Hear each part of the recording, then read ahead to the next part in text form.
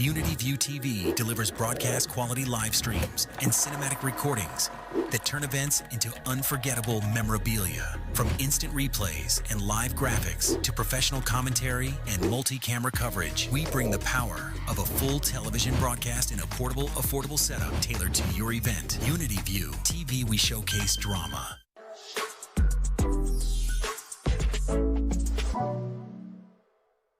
You still have those windows. Loud, drafty, expensive. It's time for an upgrade. Upgrade your life. Starbridge builds every window and door to fit your home. Measured, designed, custom built, perfect fit, quiet, energy efficient. Not from a shelf. Stop settling. Go custom. Starbridge windows and doors. Get your free quote today.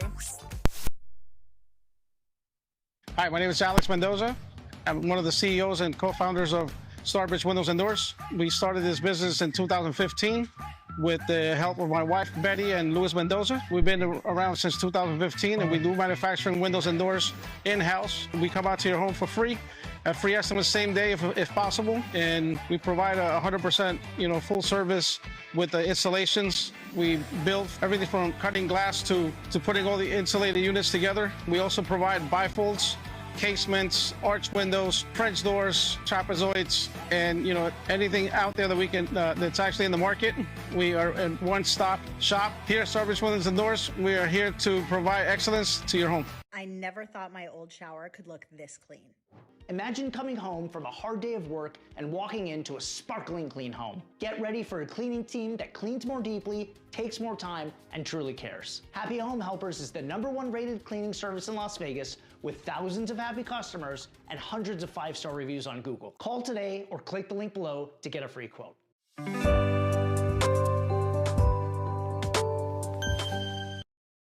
Okay, so for you people that say to me, I don't want to touch my first mortgage, I've got a 4% rate, I've got a 3.5% rate, whatever it is, you don't want to touch your first. I understand that, but you need cash out. Whether that's for home improvements, tuition for your son, daughter, whatever the case may be, let's look at a closed-end second for you. We've got fixed rates, variable rates, lots of different options for you to qualify for these now. The rates are low on these closed-end seconds. I encourage you, reach out now. You're absolutely going to like what you see. It's a great way to not touch that first mortgage, get you that second mortgage, and get you the money you need to take care of your business.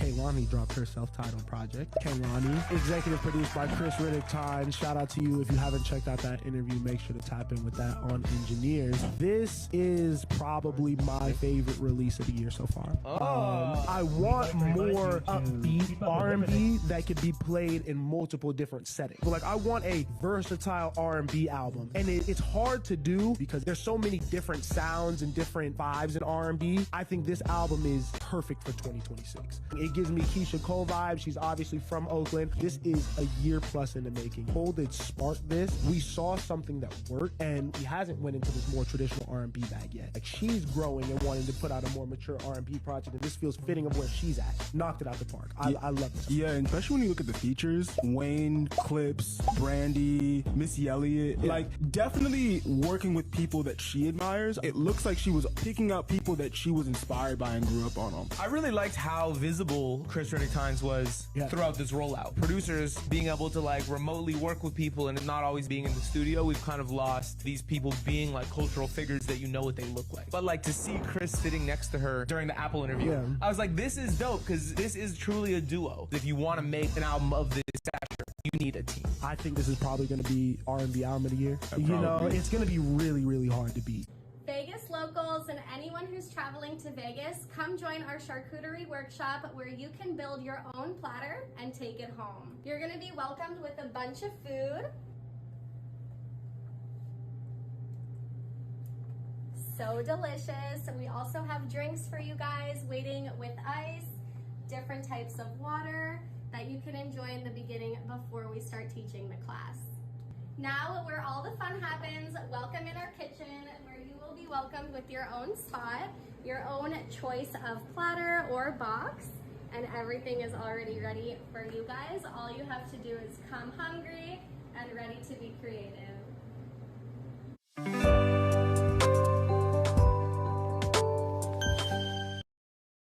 You guys just found the most authentic knafeh in LA, and right now we're gonna show you our top 3 most ordered flavors. And coming in at number 3, we have the walnut churro. First step is we're gonna put the gutted, which is the rose syrup. And now we're gonna top it off with the walnut, cinnamon, and brown sugar. And then next, we're gonna top that off with some Biscoff cream.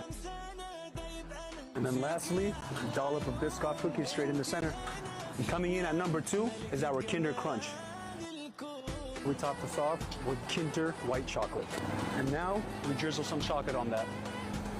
And lastly, we give it that crunch.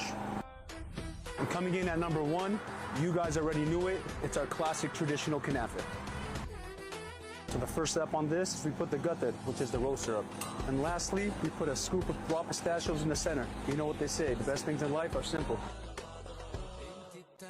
You don't gotta travel to get a taste of the Middle East. Habibi, come to Corner Knafeh. Tag a friend in the comments. We'll see you guys soon. Unity View TV delivers broadcast quality live streams and cinematic recordings that turn events into unforgettable memorabilia. From instant replays and live graphics to professional commentary and multi-camera coverage, we bring the power of a full television broadcast in a portable, affordable setup tailored to your event. Unity View TV, we showcase drama.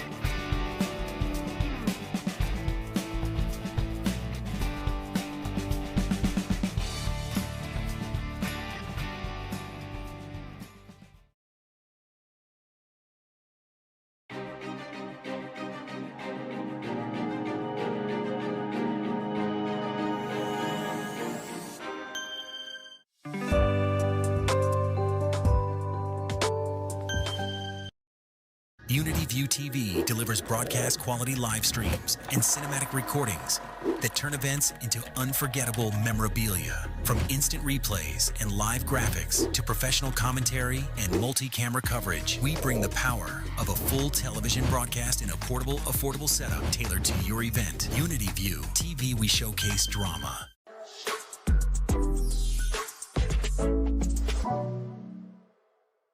You still have those windows. Loud, drafty, expensive. It's time for an upgrade. Upgrade your life. Starbridge builds every window and door to fit your home. Measured, designed, custom built, perfect fit, quiet, energy efficient. Not from a shelf. Stop settling. Go custom. Starbridge windows and doors. Get your free quote today.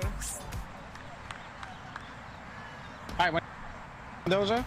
I'm one of the CEOs and co-founders of Starbridge Windows and Doors. We started this business in 2015 with the help of my wife, Betty, and Luis Mendoza. We've been around since 2015, and we do manufacturing windows and doors in-house. We come out to your home for free, a free estimate same day if possible, and we provide a 100% full service with the installations. We build everything from cutting glass to putting all the insulated units together. We also provide bifolds, casements, arch windows, French doors, trapezoids, and anything out there that we can that's actually in the market.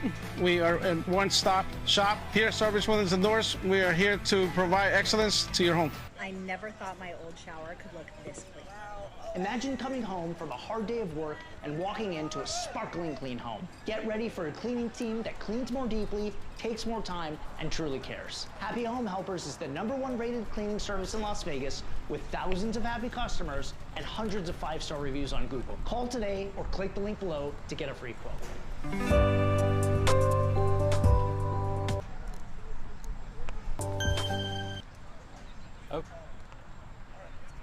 On a beautiful day here in Southern California, the sun begins to set in the city of La Mirada at Al Barber Field here on Biola University. Temecula FC and Montclair Academy face off in the Real Briones Cup final. A beautiful day and the second game of a doubleheader here at Biola. I'm Mahal Domingo Anderson, joined by Holden Buckler. And Holden, we look to be in for a fantastic game this evening. you can't think of a more anticipated game within the SoCal Premier League. I mean, this is by far the biggest game of the season for both these teams and both these fan bases. That's something we'll focus on a lot today. Both Temecula FC and Montclair Academy, a lot of representations within the stands, within the live stream, and we're in for an absolute treat as people tuning in all around California, ready for one of the top matches in amateur soccer out here in Biola at Al Barber Stadium. So kickoff is moments away for Temecula. 4 county cups, looking for their first regional cup. It's been to this competition 2 years in a row, couldn't get it done last year. And then for Montclair, winners of the UPSL D1 title, undefeated record, 50 goals on the season, only allowed 13. A lot to look forward to in this one. It is sure to be a fantastic game. So we'll step aside for the anthem here.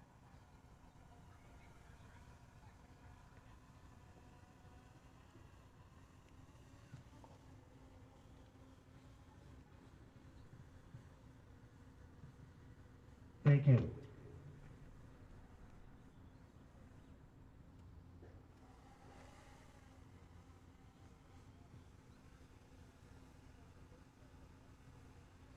And now for the playing of the national anthem.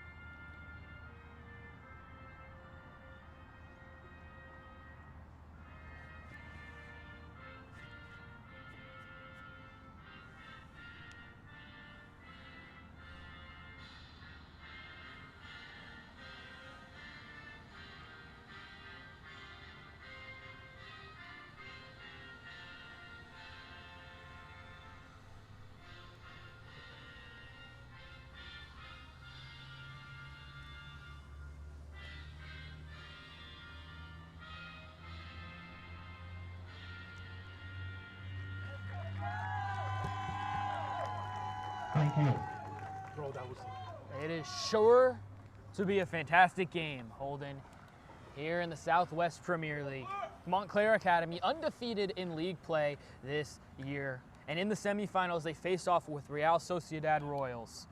They won 4-2 in the first leg, 5-1 in the second leg, 9-3 on aggregate total.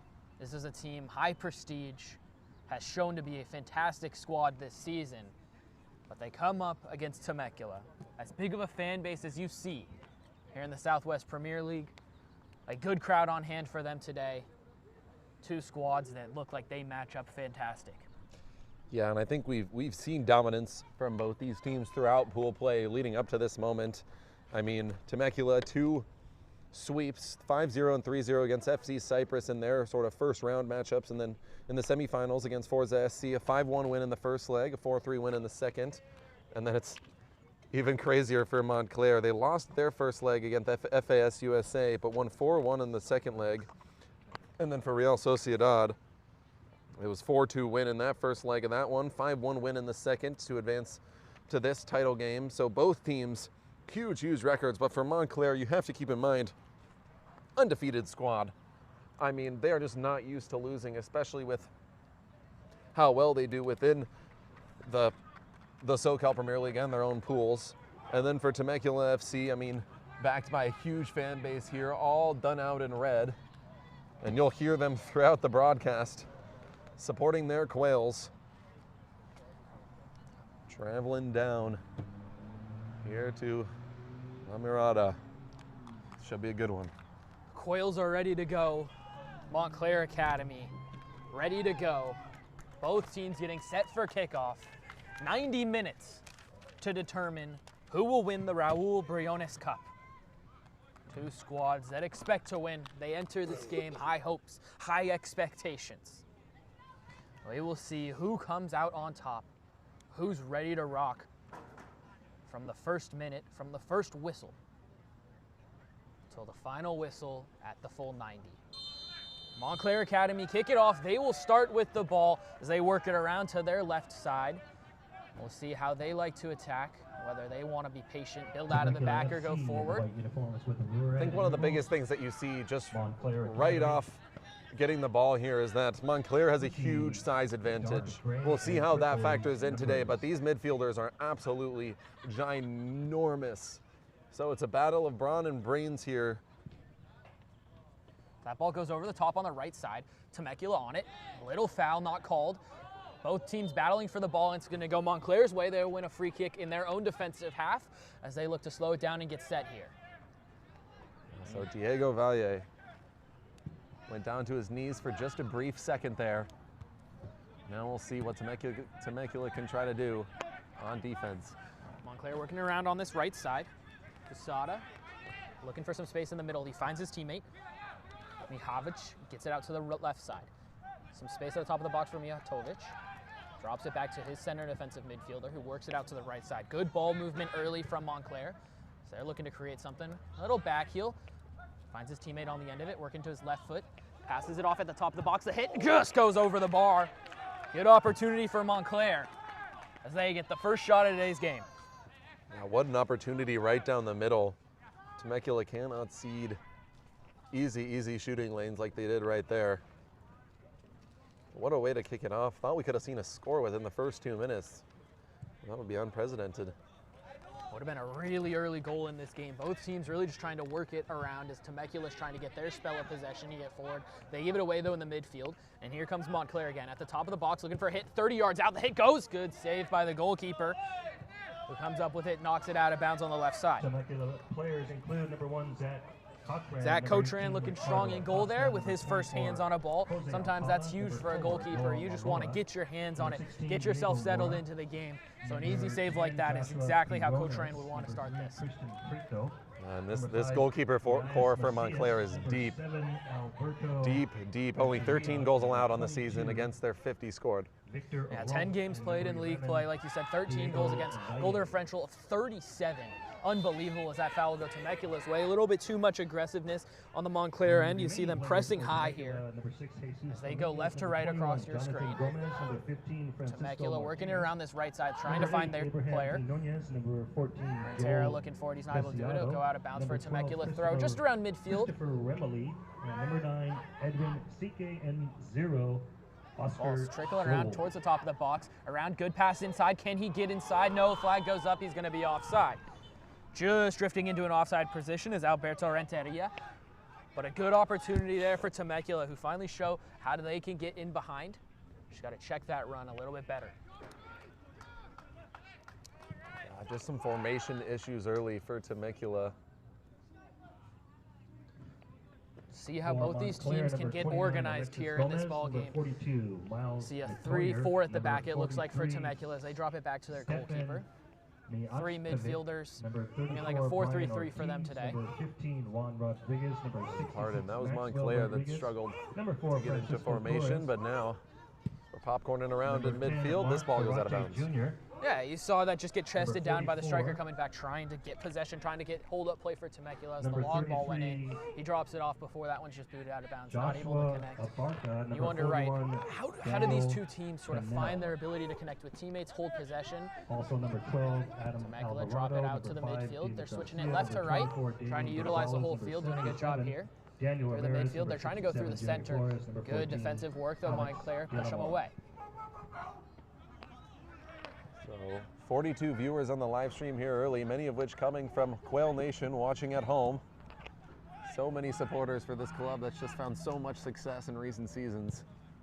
A little bit of a dangerous opportunity there for Montclair. Gets cleared out by Temecula. Good defensive work. They get themselves between the ball and the player.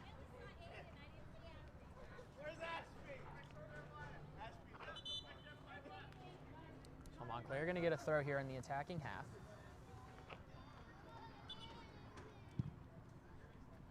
Pay attention to Zach Cotran in the goal.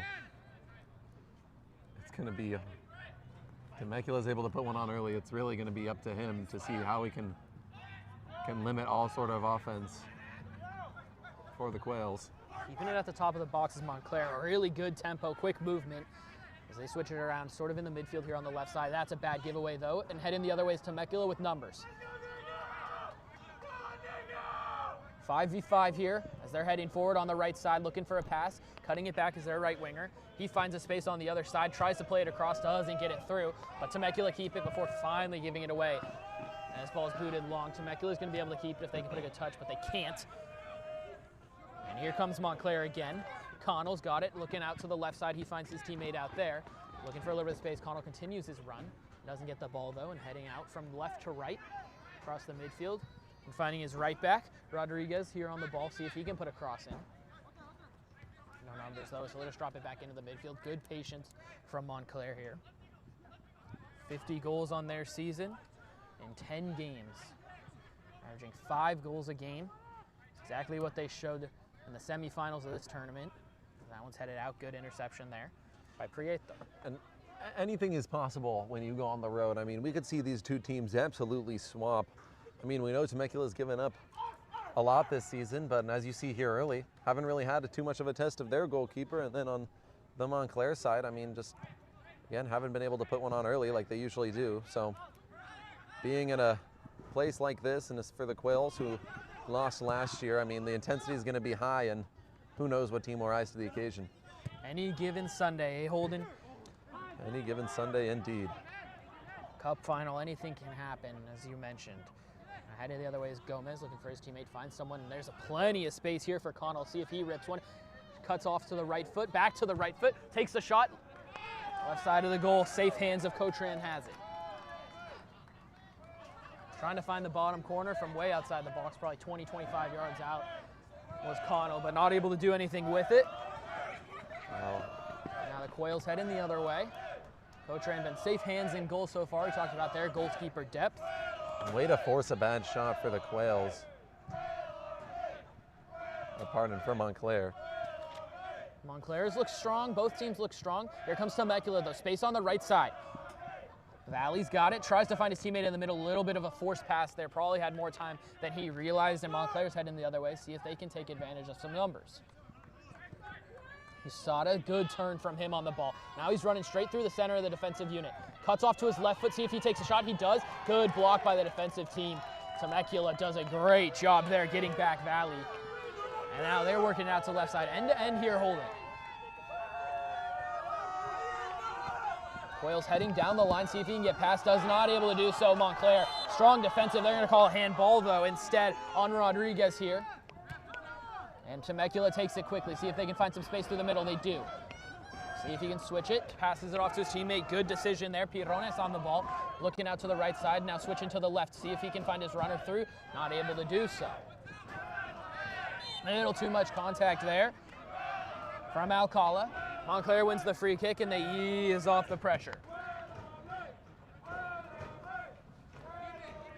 And you hear here in Quail Nation in the front 10 rows of the stands here in Biola. So excited to see their team face off against an incredibly formidable foe as that one goes out of bounds. Malora with a nice block there. Midfielder here on the left side.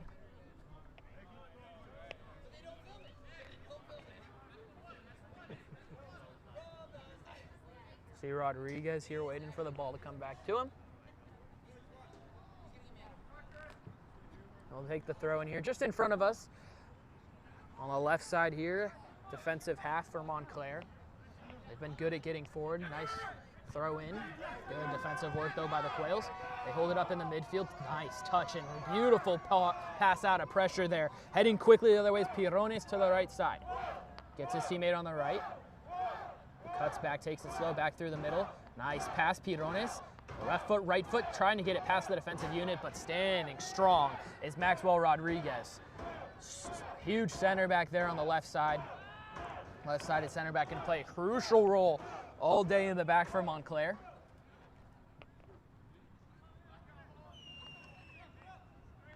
Yeah, it seems like this is the first time the Quails have really been able to set up their offense.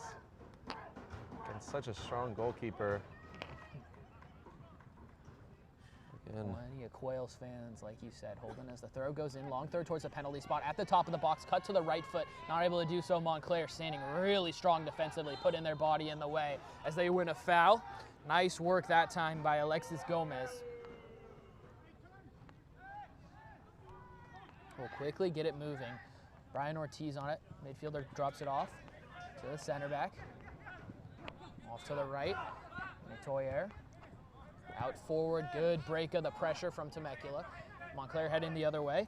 Quesada, can he find someone? The left foot, tries to play it through, way too far though from anyone, and out to collect his Cotran. Really intense first 10.5 minutes here at Al Barber Field between these two squads, Temecula FC, Montclair Academy. Something tells me that when this first goal is scored, no matter which way it goes, crowd's going to erupt. I mean, especially if we see it scoreless into the 15th or 20th minute. I mean, this crowd is ready to see some action. Never know what goal will truly prove to be the one that pushes a team to victory. Every goal matters here. 11 minutes in, nobody has scored yet. It's Montclair just taking it patiently, looking towards their striker. They're trying to get it in behind, but good defensive work from Temecula. The Quails working it around their backside. Trying to find some space, a little bit too much there. They're forcing it. Quesada looking for a teammate, passes it off with the left foot to his striker. Working it around, drops it off. Keep working it around. Really nice patience here from Montclair, who's held possession, you'd say, for most of this game so far. And a nice turn there. Heading the other way quickly is Abarca. He's looking to get in behind towards the byline, trying to cut it across. Just wide of the goal, goes up and out of bounds for a goal kick. It's bend, don't break right now for this Temecula defense. You have to say, Temecula defensively, the Quails have had a strong center back duo here so far today. Haven't really seen any high opportunity chances for Montclair, even with all the possession that they've had. This one's here at the top of the box. See if a shot's taken. Dropped off towards the top, at the top of the D. Looking for a pass, no foul called. Now looking for a cross potential. This ball's played in towards the 6-yard box and cleared by Temecula again. Montclair pushing all their chips in. Temecula just got to do a better job clearing this ball. I mean, they seeded an easy one there. That could have led to an early goal if they weren't careful. But Temecula's got to get that ball past half more consistently and start trying to get a drive going on offense. Rodriguez wins the foul there, and you know, Temecula, they've been great so far here at taking in the pressure like you're saying, but how do you break that pressure? How do you get some pressure of your own? I've seen them have maybe one opportunity thus far today. I haven't really seen them have the ball in the final third, much if at all. So this works all the way back around to the Montclair goalkeeper. Works it out to the left, right side, pardon, Ortiz. Right-sided fullback. And they're just working it around the back. Really nice patience from Montclair. See them building out of the back. Here's a long ball on the left side.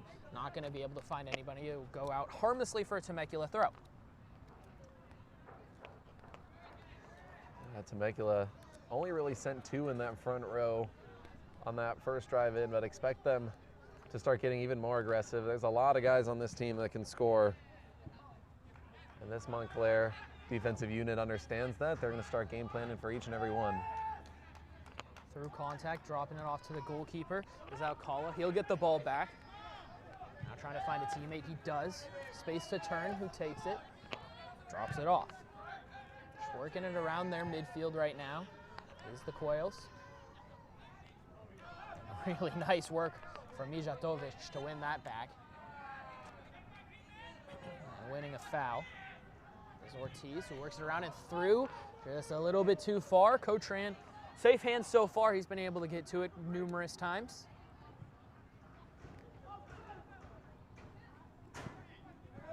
Hard foul there from Torres. Referee will have a talk into him. Takes down Diego Valle.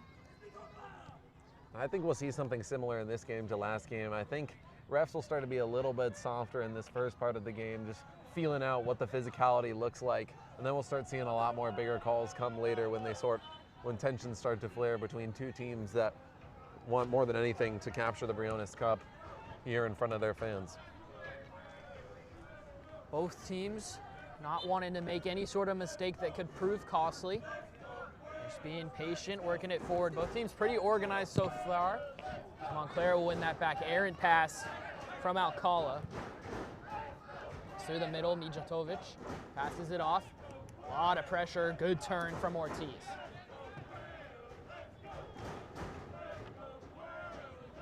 Montclair just working it around their back end and their defensive unit right now. Mijatovic all the way back, drops it off. Connell sort of assuming the striker role, with Mijatovic working out on that left side. And he'll go out of bounds for Quayle's throw. First time we've seen them really take over possession in the attacking third, attacking half, the past 5-10 minutes. So they send all their numbers forward. See if they utilize a long throw right now. Looks like they probably will. Send some of the smaller bodies back to defend. Almost everyone in as if it's a throw or a free kick. The long throw goes in, front post flicked on, headed back again. Goalkeeper's on it. Easy as it comes for Montclair, who work it out quickly to this right side. I think they could have stacked the box a little bit better there. I mean, just looked like the two pops up off the heads of the two tankers just didn't do too much. Made it super easy for the goalkeeper to rise up, get that ball. Yeah, I mean, much too easy, right? It's a nice throw to the front post. You get the flick you want to get, but that flick just a little bit too loopy, not able to really do anything with it. Good defensive work from Montclair. Temecula putting in a bunch of challenges here, and eventually Montclair does win the free kick. A little bit too much contact from Temecula. Crowd not happy with it. That was funny because it looked like Macias was the one who was taking a lot of the contact, and he was a little bit confused on why Montclair was to win that, because Macias definitely was the one sort of getting pushed around a little bit, but understandable goal. Yeah, but that's the intensity that you understand and expect from a cup final like this, right? You expect these teams to be intense, to be putting in as many challenges as they can do.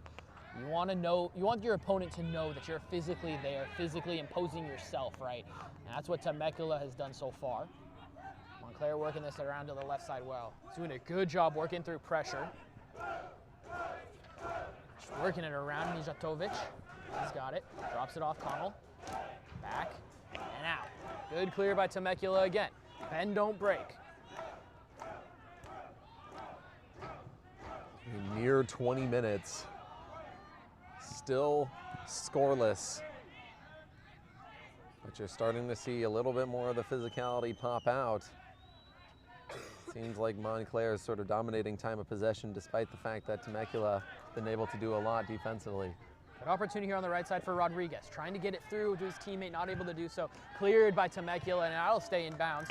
Working towards it, the striker working against the defender, who turns back. Really nice work there from Meteore. Meteor calling for it now. Right-sided center back. Good center back duo here. As they'll work it between the two of them.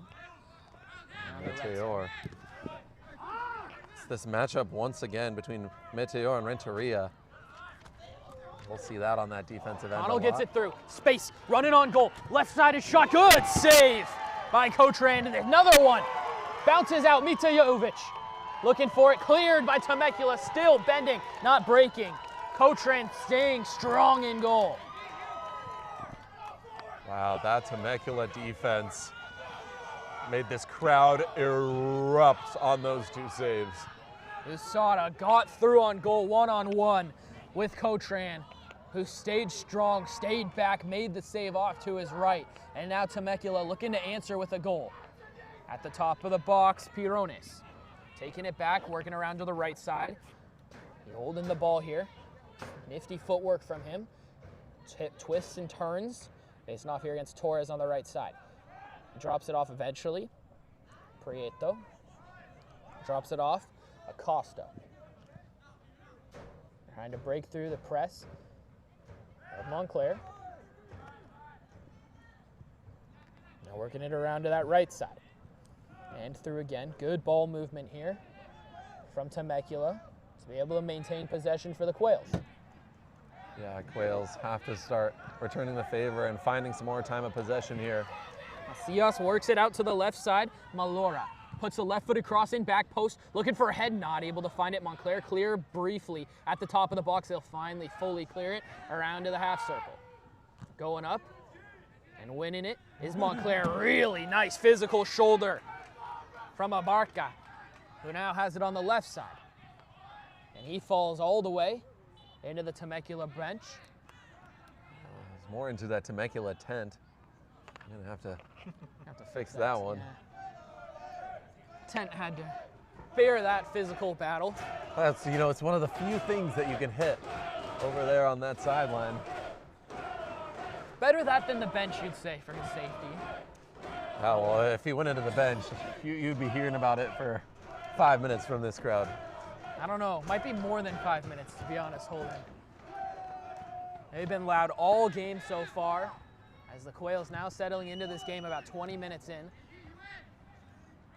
They've just been able to take in pressure repeatedly here. Flick header, not able to find it. And given away again. Temecula working towards this right side. Briones on it. Seen him be really the distributor in the midfield. Works it around all the way to the right. Prieto looking for a cross. It's deflected and cleared. That defense doing a great job just tracking down this Temecula offense. I mean, they've just found so little passing and shooting lanes, mainly just because haven't really been any with how close they're playing on man. It's been This one's through to the tough. left side. Abarca on it, cuts to his right foot, looking for a shot, doesn't have it, cuts it back. Shot from Cusada, blocked, deflected.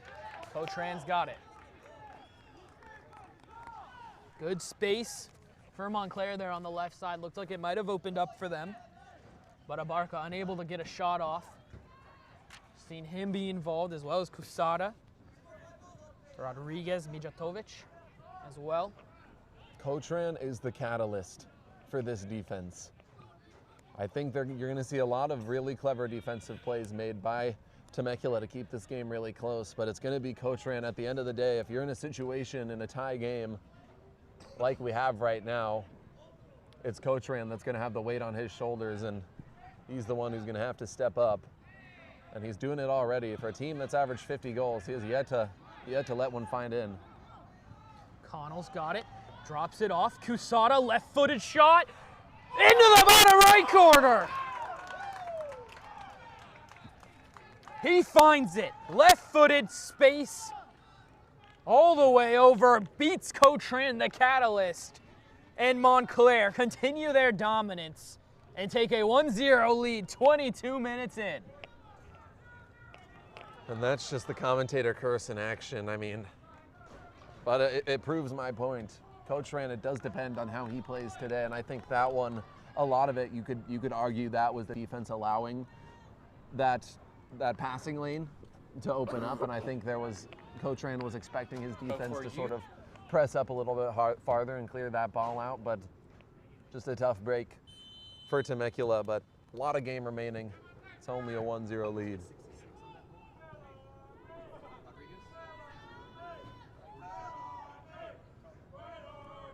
Space through the left side. Just beautiful play to find the channel. That's the right winger tracking all the way over to the left side. And he's been incredibly involved here early. Goal scored in the 22nd minute. Temecula looking to answer back now as they've grown into this game and they finally break 22 minutes in. Now how do they answer back to Montclair? I mean, part of answering back is just finding your offense past that sort of 15-yard, 10-yard mark. I mean, that's been the toughest part, is breaking through this frontline defense for Montclair and being able to make a play at the net. Even if it's a high miss or something easy for the goalkeeper, you need that aggression to show itself. Absolutely. Now right-footed shot, back of the net! Finding it even. Elias Macias. And the Quails crowd find their energy. Too much space. Beat the defender, right-footed, slotting it bottom left. Cotran says, thank you for saving me there. And we are even at 1. I can't say that for back-to-back goals on different possessions I've ever said what I've said and predicted those 2 goals. I mean, right as I said it, Temecula structures their offense perfectly, finds the open man, and just delivers it right into the back of the net. Just Unreal. Touch and finish, Holden. Beautiful offensive play, and that is how you answer back. Not even 3 minutes after conceding the opening goal of this contest, the Quails equalize back into this game, and we are right back where we started.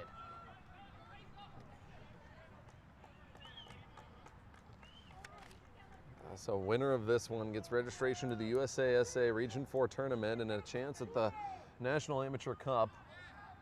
And man, these Temecula fans, if they make it to one of those big competitions, I mean, expect even more energy than what they're seeing here, trying to capture their first regional cup. Now both sides wondering, what do we got to do to take the lead once more for Montclair? Take the 1-0 lead in a defense that has been so strong so far this season, gave up just 3 goals in the semifinals in both legs combined. Give up a goal here in the cup final. Temecula find their way to answer back. They win it with a goal kick here. They try to transition through the midfield and go forward. Rolf passes it off. Nice turn here on the right side. Beautiful play by Briones, who keeps possession. Now cuts over to the left side, trying to win a foul. Doesn't get it, but he keeps possession. Really nifty footwork from Briones. Trying to get it off of his foot, find a teammate, not there though. Working it back, gets it off his foot finally. Now in some space, the goal scorer, Macias. Works it around, really nice ball over the top towards the corner.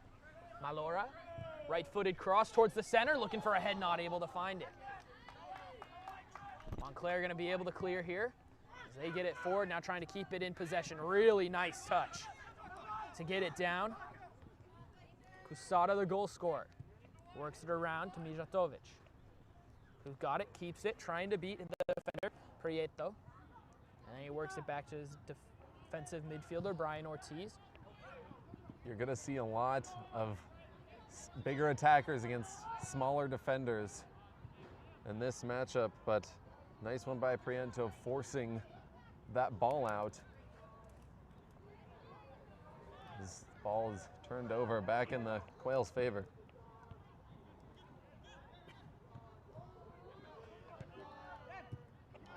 Both teams just trying to hold possession here, sort of each one giving up possession of the ball as Temecula trying to work it out of the back right now. Drop it all the way back to their goalkeeper, Zach Cotran, who's had a solid start to this ball game. Just got to remember how efficient this Montclair offense is as Elias Macias goes down. Macias, the goal scorer. It's back up. Valley on the right side trying to work with it. Gets a really nice pass towards Briones, who gets a touch on it. Now trying to beat the defender Ortiz, who outpaces him to the ball and drops it all the way back to the goalkeeper. Touches, couple touches, breaks it forward. Fake to Connell. Now Gomez working it around. Really nice pressure from Temecula. Forcing it back into the defensive unit of Montclair. You wonder now which one of these teams will score the next goal in this crucial tie. What do they got to do so? Both teams feeling really evenly matched so far. Montclair had a fantastic start to the game. Since then, Temecula's really grown into it, has found their groove.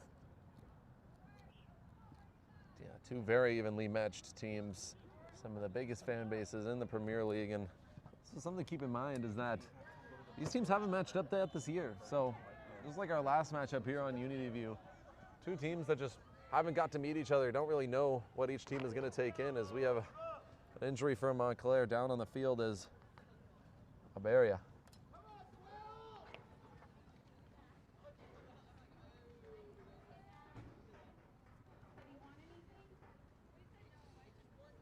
See both teams just chatting with each other here around the referee. Both teams want the referee on their side in this game. 100%. So we're past the 30-minute mark.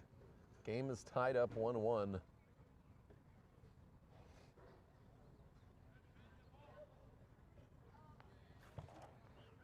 you're just joining us, you have missed a fantastic first half hour of action.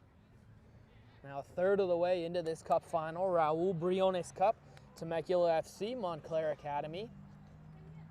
Both football clubs.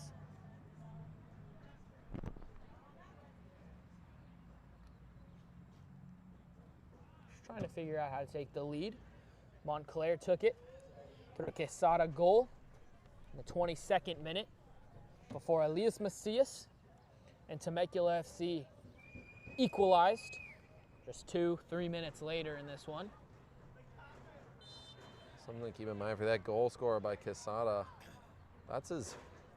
He's the 5th leading scorer in the Premier League. I mean, he's a guy that if he can find the goal more times this game if Temecula is not careful. I think he's the guy that I have circled on someone who you should really, really pay attention to. Whatever defender's matched on him, it's almost an immediate mismatch playing against one of the best goal scorers in the Southwest. A high-firing offense for Montclair Academy. Quesada, Connell, as well as Mijatovic, all have been involved here early. Not to forget Josue Abarca. Two powerful wingers for Montclair. Temecula right now, the one that has really found their footing over the past 5-10 minutes. They're in the attacking half right now. We're going to see a long throw coming in here as they send their center backs forward, their big men forward in towards the box. And coming over from the right side to take this throw is Diego Valle. Just about 25 yards from the corner flag here on the left side. Valle delivers the throw in towards the 6-yard box, looking for a header. Nobody able to get it. Going down hard is Malora. The referee blows his whistle. Did he point to the spot? It looks like he might have. Just taking a look at that replay off the throw-in. Getting in close. Goes up for it and falls hard. Temecula fans not happy with that one. It looked a little bit like Mabra just got a piece of it while he was in the air. Hard to see what happened there, Holden. It looked as though it was just, you know, the casual contact that always happens inside the box on a corner, a free kick, or a long throw like this. Let's take one more look at it. I'm looking at the Montclair defender and where he was underneath him. Yeah, it looked like a little bit of either a shirt pull or just something that got Noah Mabra off balance in the air. I mean, it looks harsh, to say the least, Holden, in a cup final like this. You see the referee saying he went straight up, and he was just undercut. Noah Malora did everything he needed to do there in the box. And now Temecula FC, a chance to flip this one on its head and take the lead over Montclair. Looking for the upset here in the final of the Raul Briones Cup. Stepping up to the spot, Alberto Renteria. He steps up, looking for the lead. Renteria. Here comes the right-footed shot. It's saved and off the bar. The rebound is in. Renteria gets his own rebound. And the Quails take a 2-1 lead as Renteria comes over to the near side, fires up the crowd.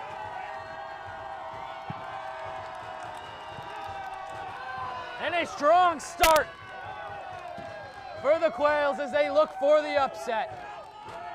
Renteria will earn himself a yellow card, showing off his undershirt. Goal in the 34th minute by number 7 for Temecula, Alberto Renteria. That will be a Renteria's career-defining moment. Hasn't seen a ton on the field this season, but man, was he happy to put one on the board and probably what could be one of the biggest games of his amateur career. 10 minutes to go here in the first half, and that could be a pivotal goal in this one, Holden.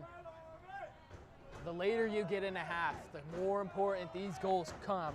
And now Montclair, a team that hasn't dealt with a lot of difficult opportunities and chances, now have to come from behind and try and work back into this game. 10 minutes to do so here in the first half. They'll work it all the way back to their goalkeeper.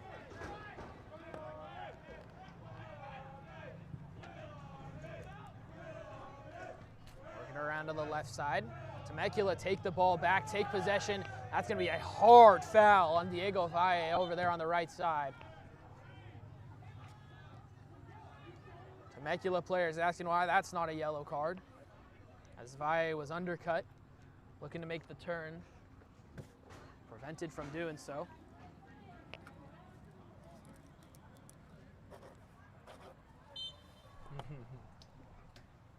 We got Stuart Alviero asking in the chat who's leading the SoCal Premier League in goals, and it's actually him. He couldn't make it today, but that's pretty funny. One of the top attackers for Montclair, showing his support for his team in the chat. That's awesome. That's awesome. High-firing offensive unit. Now looking to see his teammates pull out high-firing dominance here today. Now down a goal, Montclair. As Temecula continue their pressure here. They've had a really nice second half of this first half. Second quarter of the game.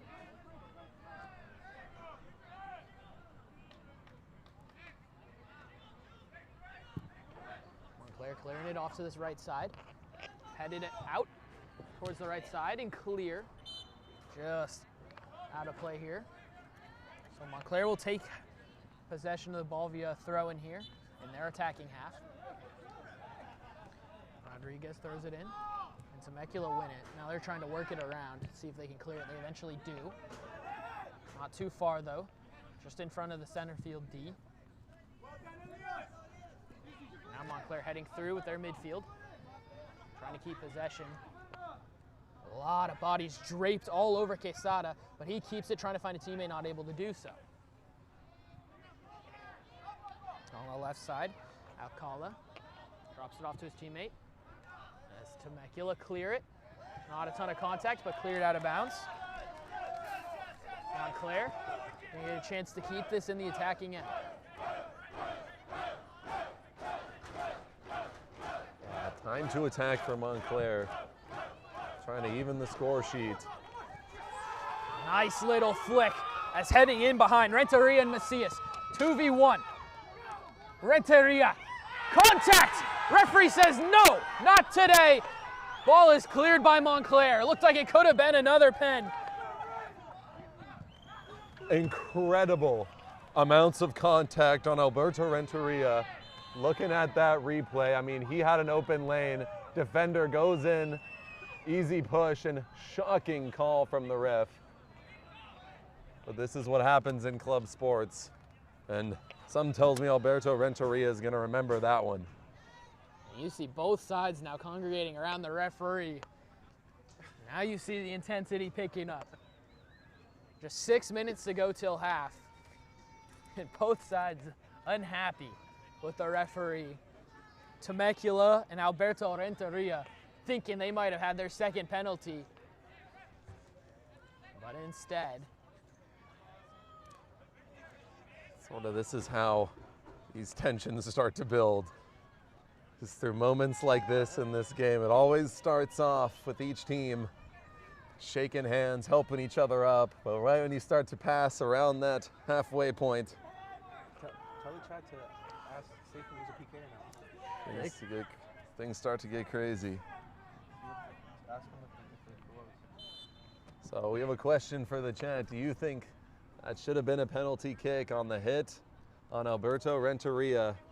Got some people in the chat saying it's definitely a penalty kick, but as we near the end of the half, after some talks with the ref, it's going to remain 2-1. Referee will blow his whistle. It's going to be offsides there on the free kick against Montclair. On the Montclair side, unhappy with the assistant referee.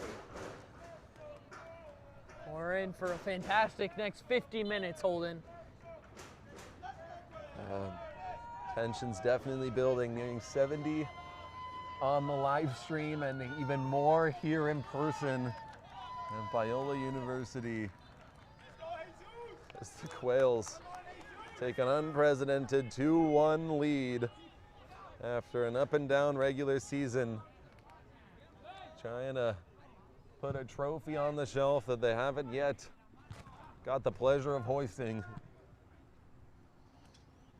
Temecula continuing to work offensively. It's been a team that really has grown into this game out on the left side, trying to get that one out, trying to cross it in around, and then a great interception there by Elias Macias. Now on the right side, Diego Valle trying to use his speed, trying to be a little trickster, passes it off to Briones, and this is deflected out, looking like it might be a corner. It will be a corner. Temecula opportunity to try and double their lead here on a set piece.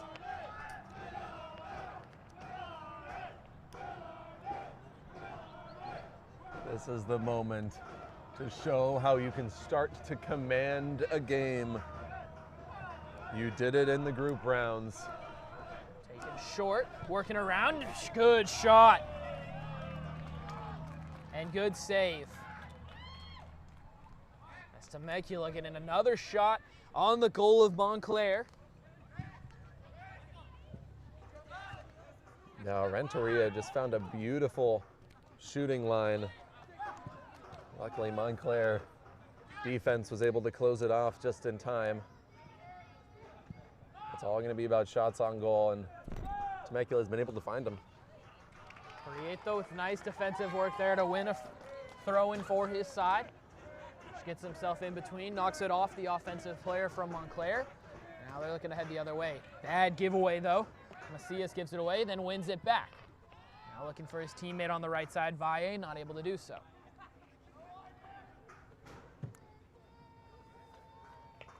You look at Montclair, I mean, what do they got to do to find their footing back in this game?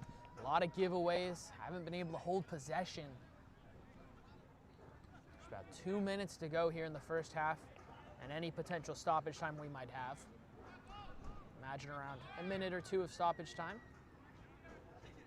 Montclair would love to equalize before going into the half. So they're just working around on this left side. Really nifty footwork. Top of the box. Okay, Sada looking for his teammate. Not able to find Connell. Good defensive work. And collecting is Zach Cotran.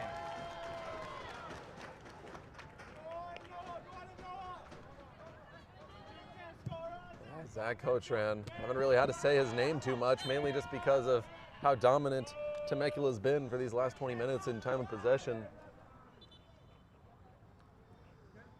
See what the ref has to say about that hit. Yeah, looked like a handball was called on Alberto Renteria, the goal scorer. Scored the penalty. Or should I say the rebound off the penalty that was saved. And that was Miles Matoyer, who just went down for a second. Back on his feet, good to see. This ball's cleared. Long, looking for the flick on header, and it's out. Now on it. Looking for any sort of teammates, not able to do so. Macias gets it off. Now heading the other way is Temecula again, here on the left side. Malora turns back, plays it through the middle, nothing to turn with. Just flicks it on to his teammate on the right side. Plenty of space out to Diego Valle. Can he put a cross in? Cuts back to his left foot. Now cuts back towards his right, trying to find space on the byline. The shot just goes over. And a play for a goal kick. Take a look at that replay. What looked like it could have been a pretty solid angle. And what a readjustment as he goes out. He was able to find that top left corner. Really nice build-up play from the Quails. They've shown that they can really build an offensive opportunity, working it east to west across the field, and that's a terrible clear from Montclair. As they give it away in the attacking third, the shot comes on and it's saved. Now it's cleared long, looking for it and flicking it on. Abarca looking for his teammate out on the left side, not able to do so. Now gets himself in between the body and the player. He wins himself a throw. Yeah, fans wondering how much stoppage time there is before they're going to cut this game. I'm shocked a yellow card wasn't handed out there. Looked like Abarca was about to take a throw before the ball was knocked out of his hands by the Quails right back. Referee says, no yellow card here. Different approach from the first game today where we saw yellow cards handed out quick and early. This referee opting the other way. This is, I guess, going to be a lighter officiated game. Some different crew members in. Ball's through. Connell looking for a space for a shot, able to find, so gets it off to his teammate. The shot comes in, good save by Coach Rand, who falls on it in front of him. He tells his teammates to get forward as they look to take the lead into the half.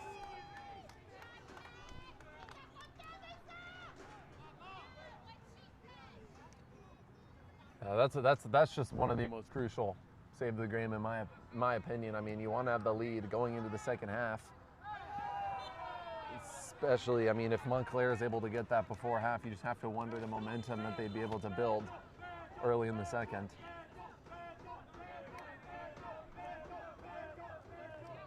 A Montclair team that won 9-3 on aggregate in their semifinal over the two legs. Not a team that has played from behind very often this year. And you wonder, how are they going to deal with that? How do they get into halftime? Have a nice team talk and figure out what we got to do to get back into this game. As this shot comes in and saved by Montclair. Diego Valle out there on the right side, continuing to work, getting shots on. It's Montclair with maybe one more opportunity if they're able to get back into attacking position. Nice play to get through the pressure. Heading the other way is Briones, looking to get onto his left foot. He's getting onto it, but good defensive work as it's cleared. Looked like his shirt might have been pulled, nothing called by the referee. As here's Abarca. Clears it long, looking for his teammate running down the left flank. He's got it, trying to get beyond his defender, Macias. And he does get beyond Macias, who goes tumbling and rolling like Neymar to win his side of free kick. Yeah, what a speedy heads-up play by Macias. Wow.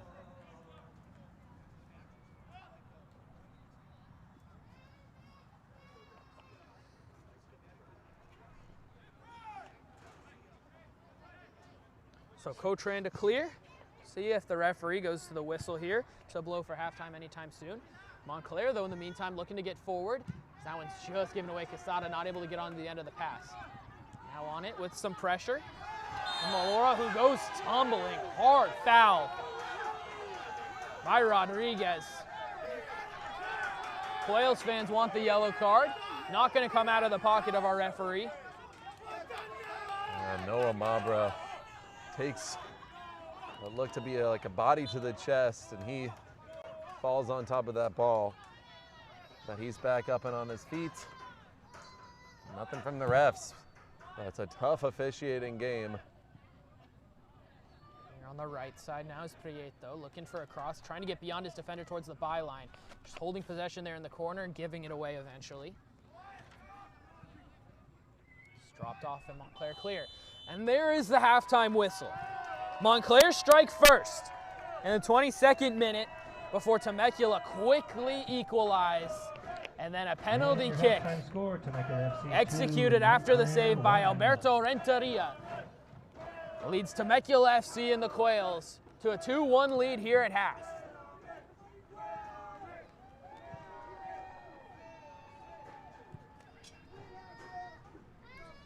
Make sure you stick with us here after the half. Mahal Domingo Anderson, Holden Buckley will stay with you.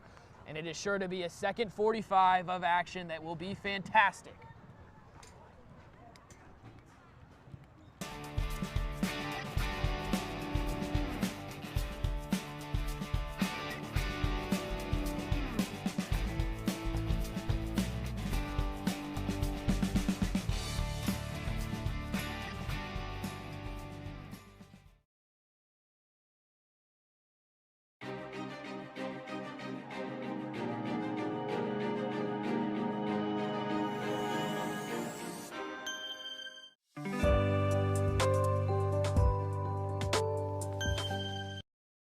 Unity View TV delivers broadcast quality live streams and cinematic recordings that turn events into unforgettable memorabilia. From instant replays and live graphics to professional commentary and multi-camera coverage, we bring the power of a full television broadcast in a portable, affordable setup tailored to your event. Unity View TV, we showcase drama.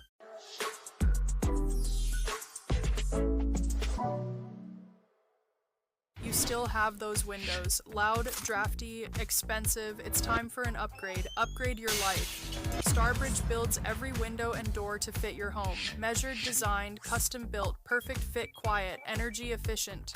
Not from a shelf. Stop settling. Go custom. Starbridge windows and doors. Get your free quote today. Hi, my name is Alex Mendoza.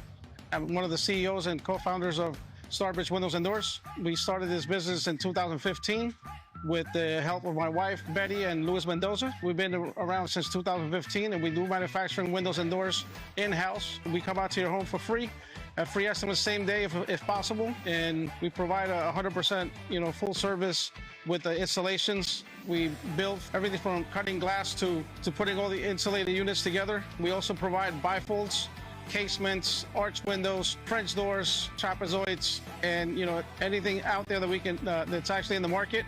We are a one-stop shop here at Starbridge Windows and Doors. We are here to provide excellence to your home. I never thought my old shower could look this clean. Imagine coming home from a hard day of work and walking into a sparkling clean home. Get ready for a cleaning team that cleans more deeply, takes more time, and truly cares. Happy Home Helpers is the #1 rated cleaning service in Las Vegas with thousands of happy customers and hundreds of 5-star reviews on Google. Call today or click the link below to get a free quote.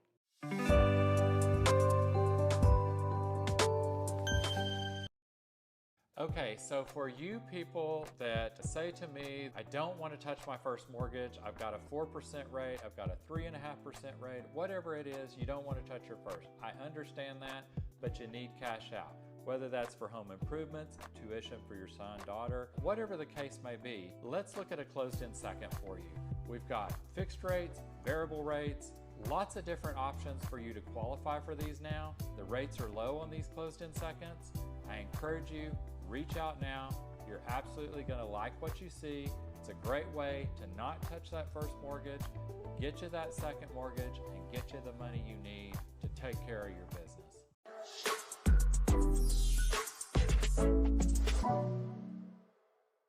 Kaylani dropped her self-titled project. Kaylani, executive produced by Chris Riddick Time. Shout out to you. If you haven't checked out that interview, make sure to tap in with that on Engineers. This is probably my favorite release of the year so far. I want more upbeat R&B that could be played in multiple different settings. Like, I want a versatile R&B album, and it's hard to do because there's so many different sounds and different vibes in R&B. I think this album is perfect for 2026. It gives me Keisha Cole vibes. She's obviously from Oakland. This is a year plus in the making. Cole did spark this. We saw something that worked, and he hasn't went into this more traditional R&B bag yet. Like, she's growing and wanting to put out a more mature R&B project, and this feels fitting of where she's at. Knocked it out the park. I love this. Yeah, and especially when you look at the features, Wayne, Clips, Brandy, Missy Elliott, like definitely working with people that she admires. It looks like she was picking up people that she was inspired by and grew up on them. I really liked how visible Charcuterie Times was throughout this rollout. Producers being able to like remotely work with people and not always being in the studio, we've kind of lost these people being like cultural figures that you know what they look like. But like to see Chris sitting next to her during the Apple interview,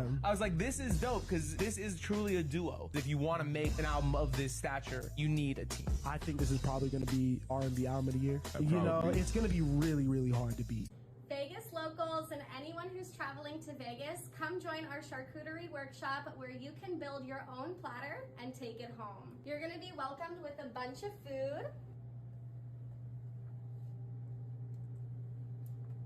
So delicious. We also have drinks for you guys waiting with ice, different types of water that you can enjoy in the beginning before we start teaching the class. Now, where all the fun happens, welcome in our kitchen where you will be welcomed with your own spot, your own choice of platter or box, and everything is already ready for you guys. All you have to do is come hungry and ready to be creative.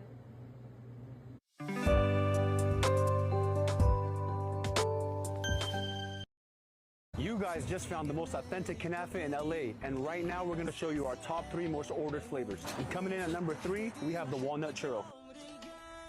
First step is we're going to put the gutted, which is the rose syrup. Now we're going to top it off with the walnut, cinnamon, and brown sugar. And then next we're going to top that off with some Biscoff cream. And then lastly, a dollop of Biscoff cookies straight in the center.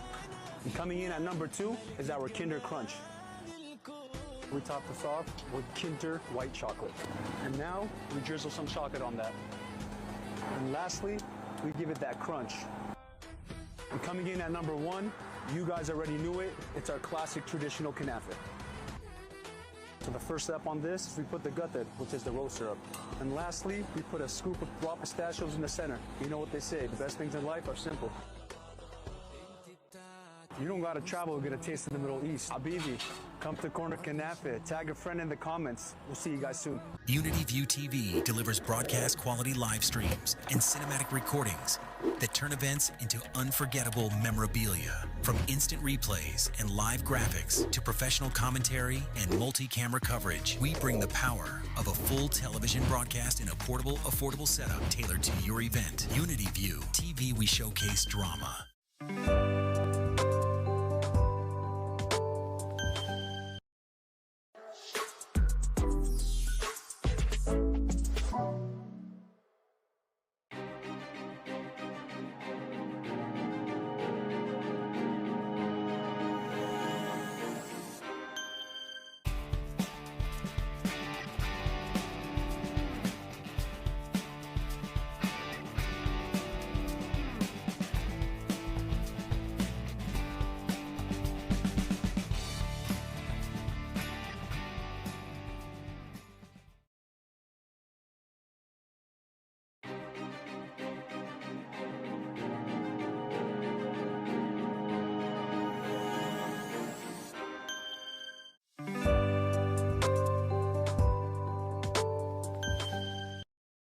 Unity View TV delivers broadcast quality live streams and cinematic recordings that turn events into unforgettable memorabilia. From instant replays and live graphics to professional commentary and multi-camera coverage, we bring the power of a full television broadcast in a portable, affordable setup tailored to your event. Unity View TV, we showcase drama.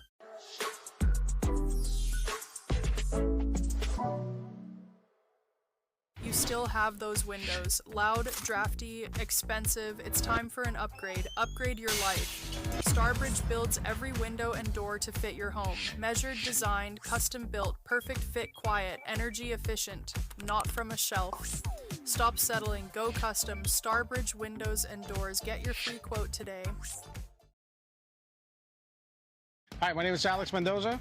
I'm one of the CEOs and co-founders of Starbridge Windows and Doors. We started this business in 2015 with the help of my wife, Betty, and Luis Mendoza. We've been around since 2015, and we do manufacturing windows and doors in-house. We come out to your home for free, at free estimates same day if possible, and we provide a 100% full service with the installations. We build everything from cutting glass to putting all the insulated units together. We also provide bifolds casements, arch windows, French doors, trapezoids, and anything out there that we can that's actually in the market.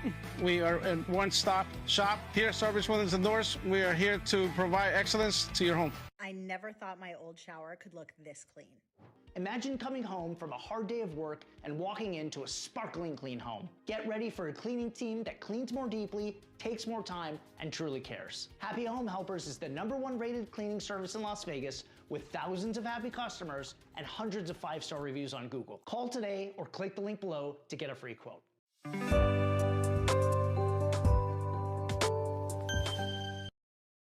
Okay, so for you people that say to me, I don't want to touch my first mortgage, I've got a 4% rate, I've got a 3.5% rate, whatever it is, you don't want to touch your first. I understand that, but you need cash out. Whether that's for home improvements, tuition for your son, daughter, whatever the case may be, let's look at a closed-end second for you.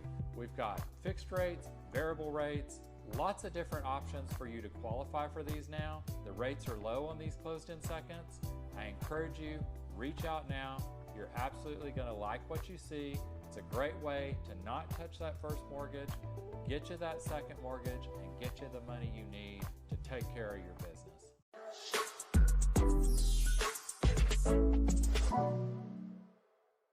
Kaylani dropped her self-titled project. Kaylani, executive produced by Chris Riddick Time. Shout out to you. If you haven't checked out that interview, make sure to tap in with that on Engineers. This is probably my favorite release of the year so far.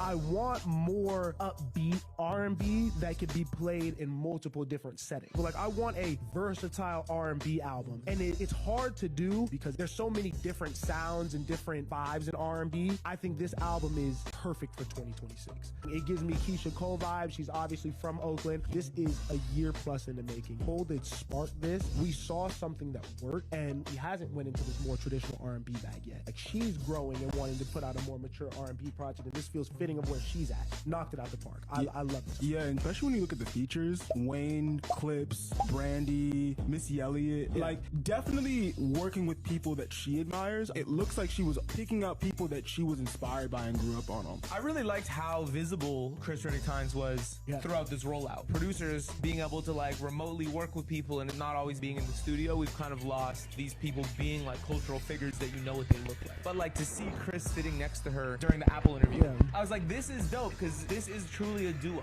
If you want to make an album of this stature, you need a team. I think this is probably going to be R&B album of the year. You know, it's going to be really, really hard to beat. Vegas locals and anyone who's traveling to Vegas, come join our charcuterie workshop where you can build your own platter and take it home. You're gonna be welcomed with a bunch of food. So delicious. We also have drinks for you guys waiting with ice, different types of water that you can enjoy in the beginning before we start teaching the class. Now, where all the fun happens, welcome in our kitchen, where you will be welcomed with your own spot, your own choice of platter or box, and everything is already ready for you guys. All you have to do is come hungry and ready to be creative.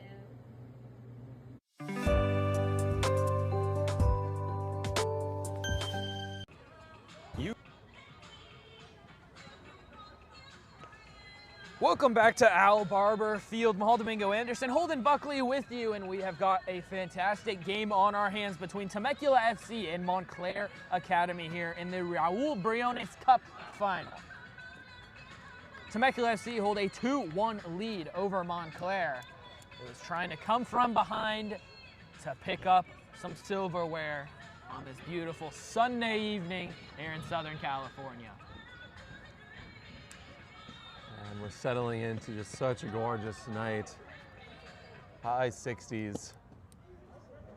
The sun has passed over the horizon and the lights have turned on. And this is some Sunday night lights action for you, Mahal.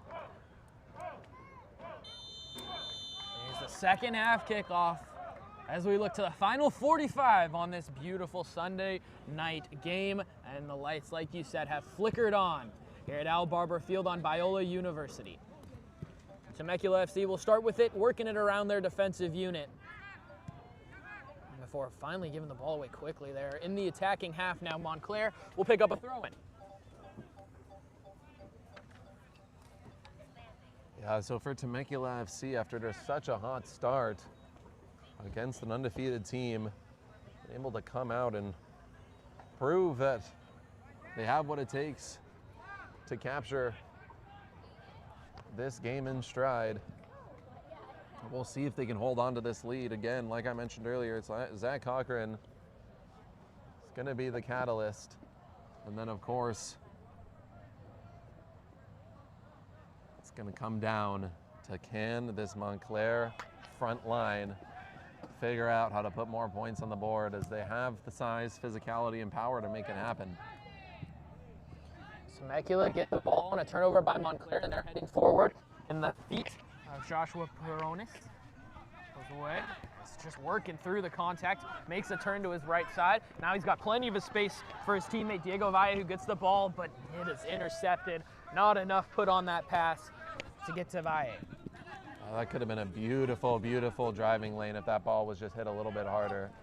Torres looking to get on and get behind the defender, who does a fantastic job to keep it alive before it's finally put out by the Cuellos. Prieto did a good job putting his body between the player and the ball, but eventually it's pushed away. Now throw opportunity for Montclair just by the corner flag here, looking for their first opportunity and shot of the second half. Throw works its way back. Abarca's got it, looking to put the ball in. He does, it's low, trying to trickle around. Shot, not able to be put on very cleanly on Cochran's goal, who's got it and picks it up eventually. I think they were just really, really way too bunched up in front of the box. There was definitely a few solid scoring lanes if they were just to separate out and wait for that rebound off one of those other two that were just sort of bunched up right there near the goal. Tough break. Montclair looking to equalize this game. They'd love to do it early here in the second half. Prieto on it, he drops it off. Really nice little trip pass to Macias, one of the goal scorers today. This ball's clipped forward to Montclair, into the feet of their striker. Really brilliant work, and he's brought down right outside the box. Yeah, all knotted up on the leg of Daniel Connell. Connell does a really nice job to get the hold-up play there. Gets it into his feet, and his arm just gets dragged down. A little bit lucky to not get a yellow card for some of his after moments there. A little bit suspect, but the yellow card is handed out. I mean, he just had to wriggle out of that. I think it's going to be a tough call, and been such a physical game. This is a dangerous opportunity on a free kick for Montclair. It's close. You're going to have to do a really nice job of getting this finessed over the wall for Temecula to be able to find the back of the net. But it's a great opportunity for them to try and find a way to do so. Oh my God.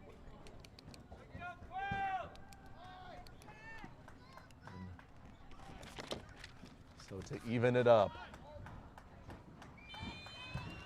Free kick, here it comes. Gets over the wall, it's bending off the crossbar, headed back, off the crossbar, getting in! Montclair equalize!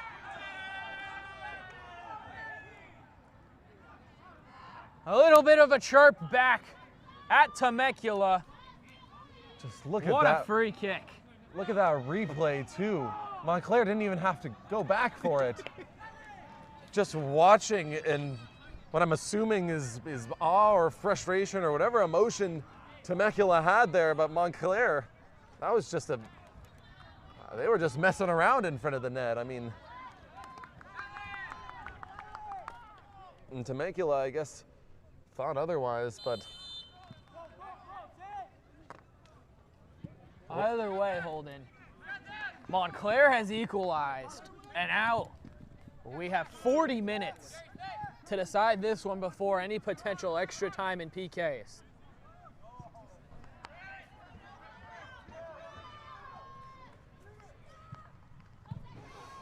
Heading the other way, Temecula, they win themselves a corner in the attacking half, looking to bounce back. Lone goal prior to that one that Montclair scored only stood for about 3 minutes before Temecula was able to equalize. That was the opening goal of this contest. Now, Noah Joshua Mayora will put the corner in, going towards the 6-yard box. Opportunity at the back post, a shot, and it's in! What a finish on the half volley! And the answer back from Temecula gives the Quails the lead. Crowd is happy. Relax yourselves. The corner into the 6-yard box, flicks back, and the half volley, foot straight through it, into the side netting on the opposite side of the goal. And what an angle by Diego Mora. Unreal change of direction in that foot to put it in the left corner. Unreal. And a Montclair Academy team that had only given up 3 goals in 2 legs against Real Sociedad in the semifinals has now given up 3 goals in the first 51 minutes of this game. And now they have to find a way to answer back and score a goal themselves to equalize this game once again. The Quails unable to have a deficit for longer than a minute or two. As now they're looking to expand their lead, and heading the other way quickly is beautifully intercepted away from Joshua Briones, who gets the ball back and is heading around towards the left side. Uses his left foot to try and put a through ball. It's intercepted though by Montclair. There's a Temecula player down on their side. Can't necessarily spot who it is at this point, but Elias Macias on the ground, opening goal scorer today for Temecula. A little bit of contact, you can see there. Christian Prieto asking why. Nothing was called to our referee. Can you imagine, 52 minutes into this game, Holden, it is only going to continue in intensity in this one.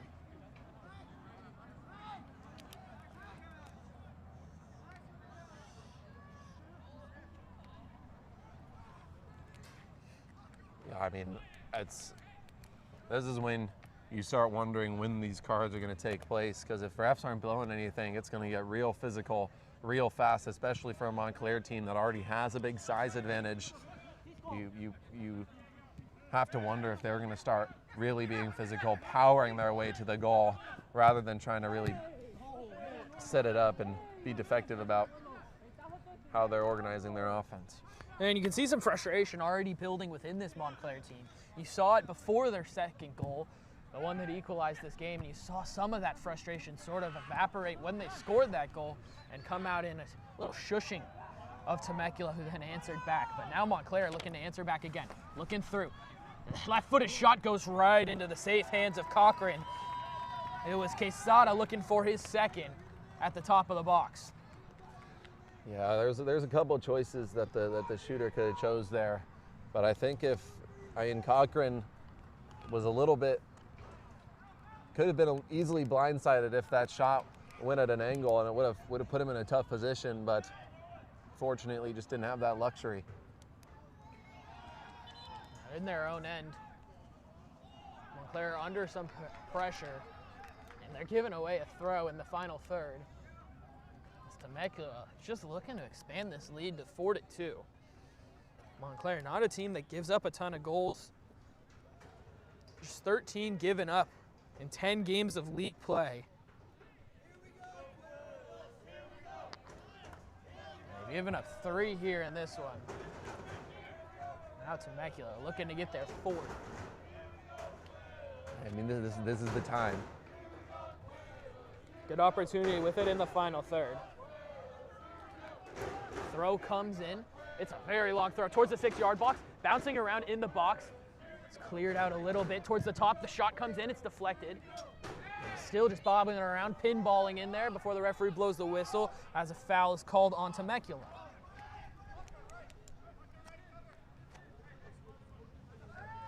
Yeah, I mean, it's just got a couple bad pieces of contact near the box. Yeah, nobody really able to secure a handle on it. Feels like only a matter of time before Joshua Briones gets himself on the score sheet. He's been active as anyone in the attacking third, as Montclair now looking to get themselves going in the attacking third, but they give it away with an errant pass, and now heading the other way is Briones himself. He gives it away, trips on the ball. This ball's played into the midfield. Montclair keep it. Now they're looking to just continue going back to this left side. That foul is not going to be called by the referee. A little bit of contact there against Daniel Connell. And now the whistle will be blown. Very late whistle from the referee. The ball had gone out of play all the way outside, and now a dangerous opportunity on a free kick for Montclair, who already showed they have some promise on a free kick. Mind you, that one was 5-10 yards closer. And now you get into the interesting situation where your calls have to be even. As a ref, you have to choose what you want to be your baseline, and I think we've seen that baseline alternate throughout the game, but we got about 35 more minutes more of action where you have to be strong on what you choose to call. Free kick comes in, gets over the wall, bounces right in front of Cochran, who safely scoops it up, falls down to a knee, and he pushes his side up. He wants to boot it long, get it out of danger. 56 minutes gone in this contest. Cochran will clear it. Up forward towards Briones. Flick not able to get brought on. Just continuing to bobble around here. That through ball goes around. Defensive work for Montclair as they look to keep it. They eventually give it away though. And it's kept before finally going to the ground. And now a dangerous tackle again. And now a ton of contact. Pushing, shoving, all in around. Both referees getting themselves involved. You see all sides, all contests, frustrated with themselves. You can see Josue Abarca yelling at Diego Valle. And now the referee's gonna have to sort out who gets a yellow card, who doesn't. Is anyone gonna be booted from this game, and is either team gonna be sent to 10 men? So it all started with Christian Prieto heading into the bank of Rodriguez Maxwell and then falling to the ground, arguing for the call. Maxwell understood that he didn't really do much wrong. He was moving in one direction, but then everything broke out from there. More people got involved going after Maxwell. And I must say, hold on, the center referee needs to call more minute calls. He's letting a lot of contact go right now, and that's leading to instances like this where that stuff boils over, and now you're getting yellow cards handed out. First guy, Abarca, and a couple other ones handed out. You can see both sides frustrated with what's going on. For our center referee, yellow cards need to be handed out. You need to call as much as you can, because you got to keep this under wraps as much as possible. Otherwise, it will boil over even beyond what it has. And fans can't be happy about this easier. I mean, nothing puts a damper on a good ball game than just uneven calls. Christian Prieto, another guy that has had some tensions really boil over. Right back for Temecula. Some sirens over at the fire station just beyond the distance. Guess that's not for us this time. Hopefully not at any point today. You hope not, but this one kicks back off. I mean, see if the refs change how they want to start officiating this game, if they want to start being a little bit more careful, or I guess not, I guess you wouldn't say careful, I guess you would say a little bit more open to what they feel is worth a call. Feels like you got to be a little bit more strict, if anything. So Montclair will get it, and they will kick it off, and we're back in action here, Holden. Montclair has the ball. We'll see what sort of tensions continue to boil here. 60 minutes into this game, a half hour to go. Working on the right side is Quesada. Contact over there. These two guys on top of each other, tangled up like a pretzel. Neither one really fighting with each other this time. No, that was a real quick back off. They don't want any sort of brawl like we saw just a couple minutes ago. It might be the fastest the referee has run all day in order to break anything that might have happened up right there. For Temecula, with the lead, you got to be smart about what you do here. Multiple guys on yellow cards.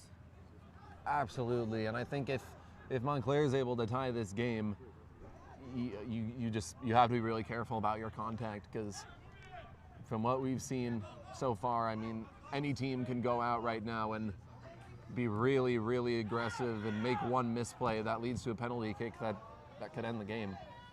Ultimately, we want this to be the beautiful game, not a boxing match. Here comes Montclair the other way once again. They're looking to equalize. Quickly is Quesada. He's working straight through the middle of the defensive unit. What a tackle coming in from Elias Macias. As good as it gets. Elias Macias able to do it on both ends. We've been seeing his defensive presence felt all day, and then offensively, I mean, he scored that wonderful goal to kick us off. Looking like Sergio Busquets out there, the defensive midfielder, has been all over the place. Now Temecula win a free kick in a dangerous crossing position out on the left flank, just wide of the box. The crowd is heating up now. A 1-point lead. Trying to make history here in Biola. Still down on the ground. Stadium. Still down on the ground. Alberto Renteria over there on the left side. You hope he's okay. Has a goal already today. Just holding that arm, it looks like. Make sure to follow us at unityview.tv on Instagram. Keep up with all the latest in both SoCal Premier League football as well as any soccer you might be interested in. We cover all sorts of different sports, conferences, high school plays, anything you want, we'll cover it. Free kick was taken short, sent back in towards the back post, and Temecula win a corner kick here. Dangerous position. 62 minutes gone nearly. Here at Al Barber Field, Biola University.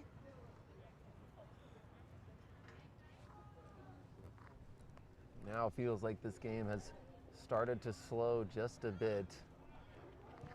Corner kick's taken short, back towards the top of the box, back towards Malora, who puts the cross in, back post, header's coming, just over the bar, diving header, not able to be redirected on goal. But good thinking. I mean, there was not really a better shot that you could have taken there, and I think right now it's all about building up your confidence to try to extend this lead, because you're not really looking to overexert yourself. You're looking to hold this now against a team that has not given up too much. It'll be interesting to see the balance of pushing numbers forward and sitting in like a Jose Mourinho team here at Biola for Temecula. You obviously want to try and extend that lead to 2 goals if possible. You cannot overstretch yourself forward. Got to keep as many numbers back as possible. Here comes Montclair again. They get in some space between the midfield and defensive unit before it's cleared out. This is Torres. Drops it off to Quesada, who has a little bit of an errant pass out. Referee gonna blow the whistle. Looks like we got an injury on the far side to a Temecula player who's down. Looks like he might be cramping up in that calf, getting stretched out. And it feels like every player that's on the field right now for Temecula is equally important at holding this lead. I mean, it's been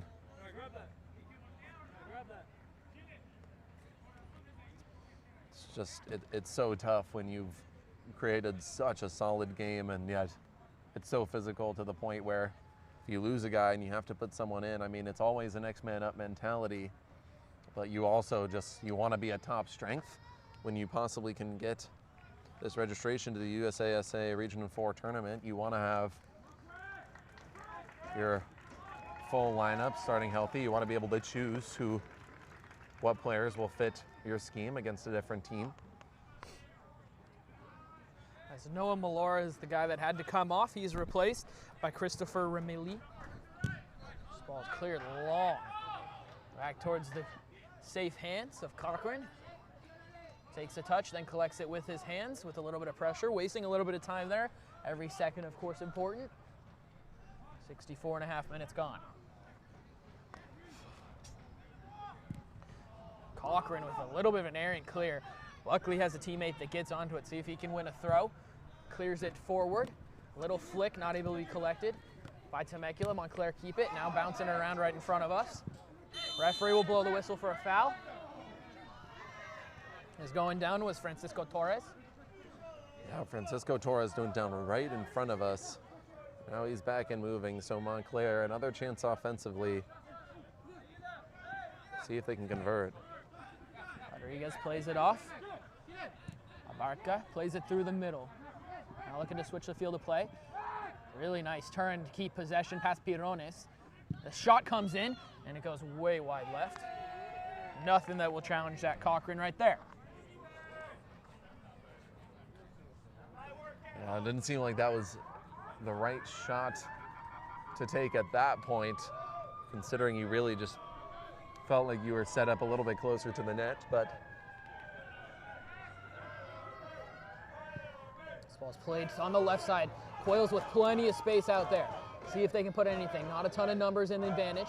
They cut it back towards the top of the box. Play it out there to the top of the box. Shooting space not there. Briones cuts it back to his left foot. Taking it slow, slows it down. Numbers back for Montclair now. Taking it out to the right side, drops it off to his teammate. He plays it in to some space. Over there, cut back.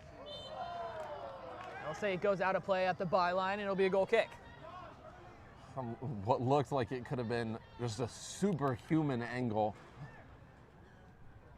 Could have snuck in if there was an extra man or two in the box, but just not the numbers that Temecula wanted right there. But they get this ball back on the goal kick. And they get it out to this right side, Christian Prieto. We'll see what they can build here. Prieto plays it in towards the midfield. Macias has to keep it on this right side, no space to turn. Briones trying to get through two guys. He gets it off to his teammate, who tries to play a through ball. Right, not able to be able to get that one through the defenders. Now Montclair trying to take it a little bit slower. They try and go forward. They do not have any numbers forward, though. Macias drops it back, and Temecula takes over again. Macias gets it, clears it out to this right side, towards the sideline. Touch brought down and just out of play. Diego Valle unable to collect it and keep it in play. yeah, upset with himself after that one. I mean, Temecula's just done such a good job limiting this Montclair team. But got to avoid stuff like that if you want to keep control. Dropped all the way back to Cochran. That's been something that Temecula's done really well, is they've been able to win second balls in the midfield, drop it off, and just not have to deal with any sloppy giveaways. This one's headed down towards the defensive unit. Just cleared slightly. Header comes in again. Montclair take over. Tough tackle. That is surely got to be a yellow card. It doesn't look like the referee's going to pull it out. Shocked that one was not a yellow card. Slide tackle that caught the defender. And Miles Matoyer went down and rolling out of it.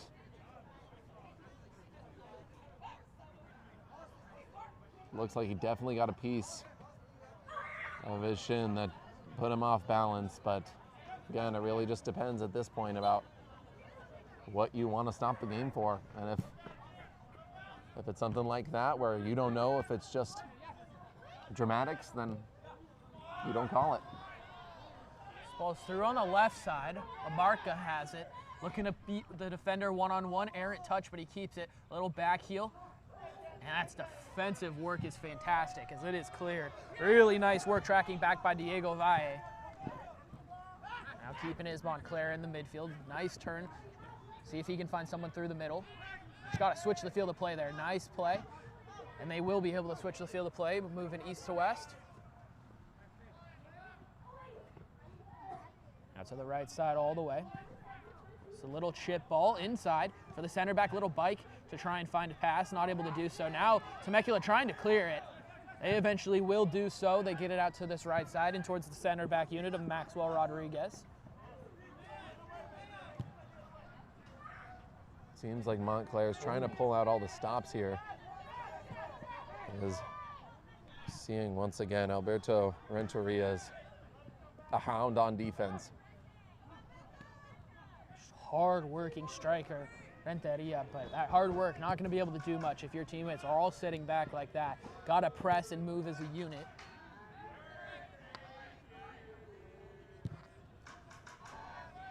Worked outside to Rodriguez on the right side.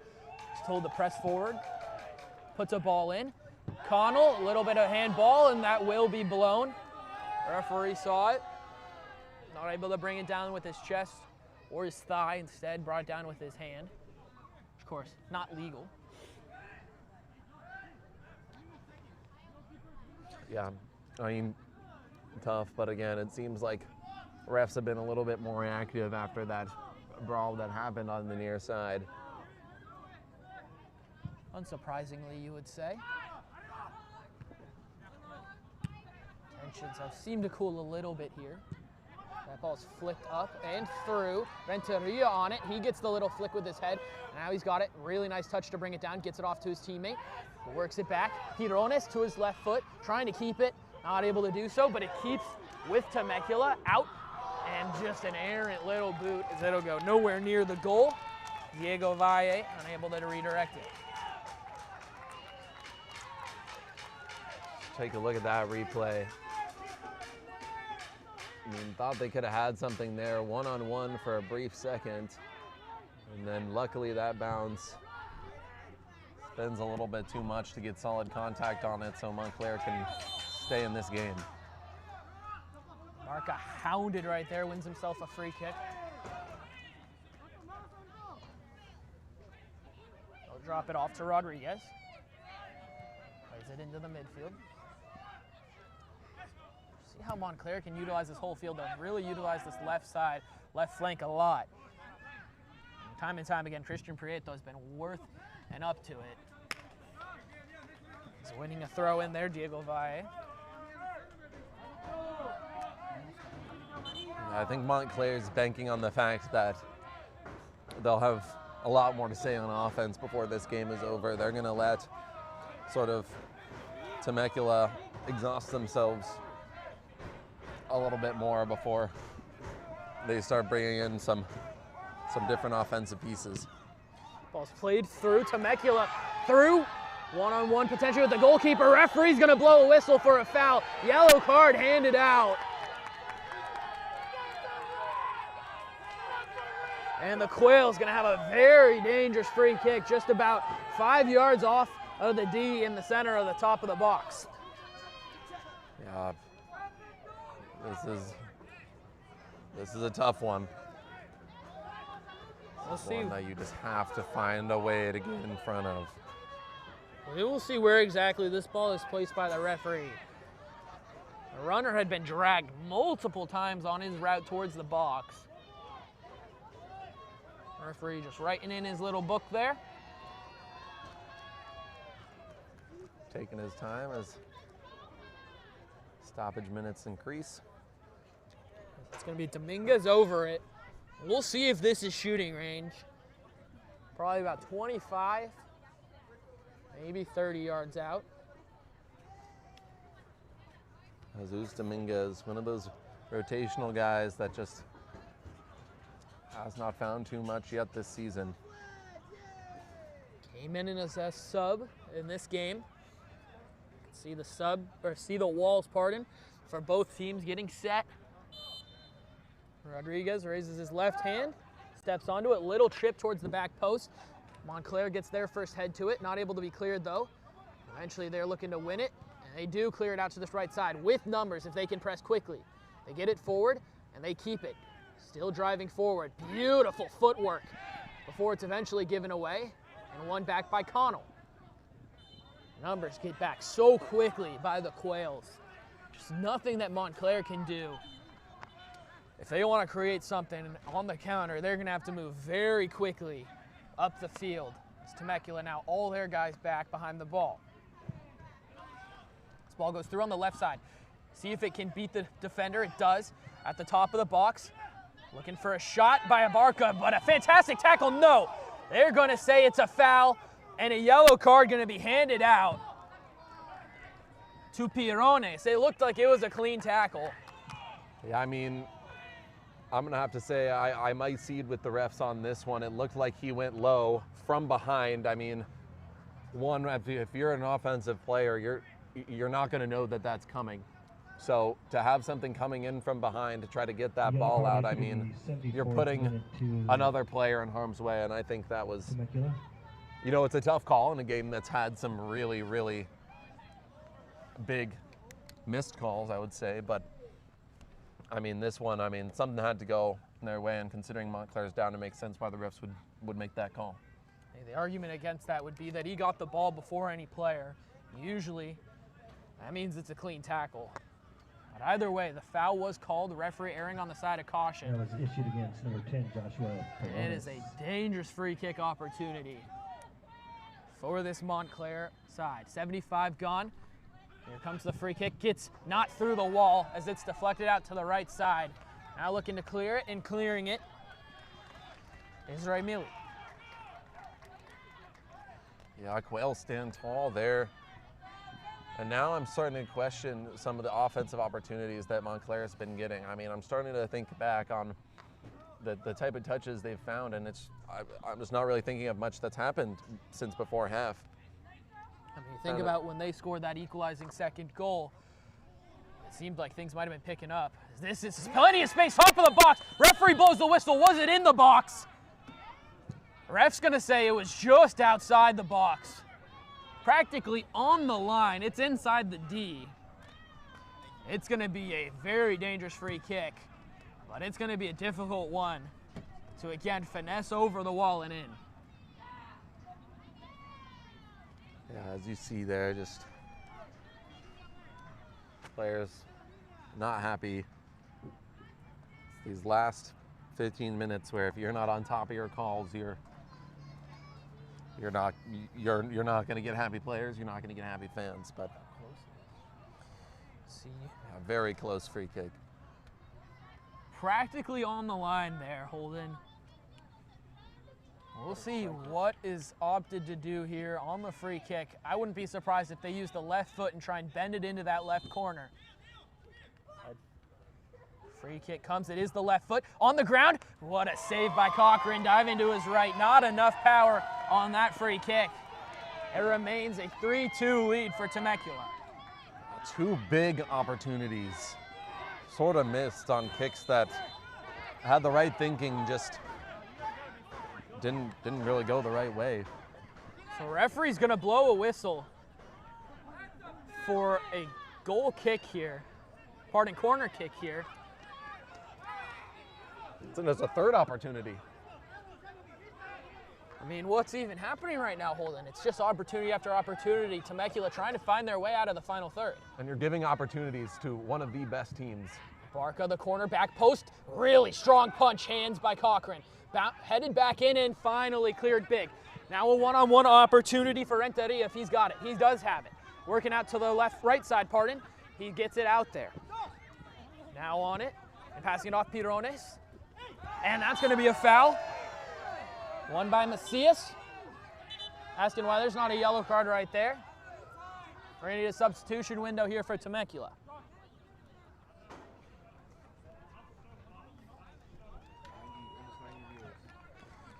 "78 minutes gone here at Al Barber Field." It's coming off, looks like it's going to be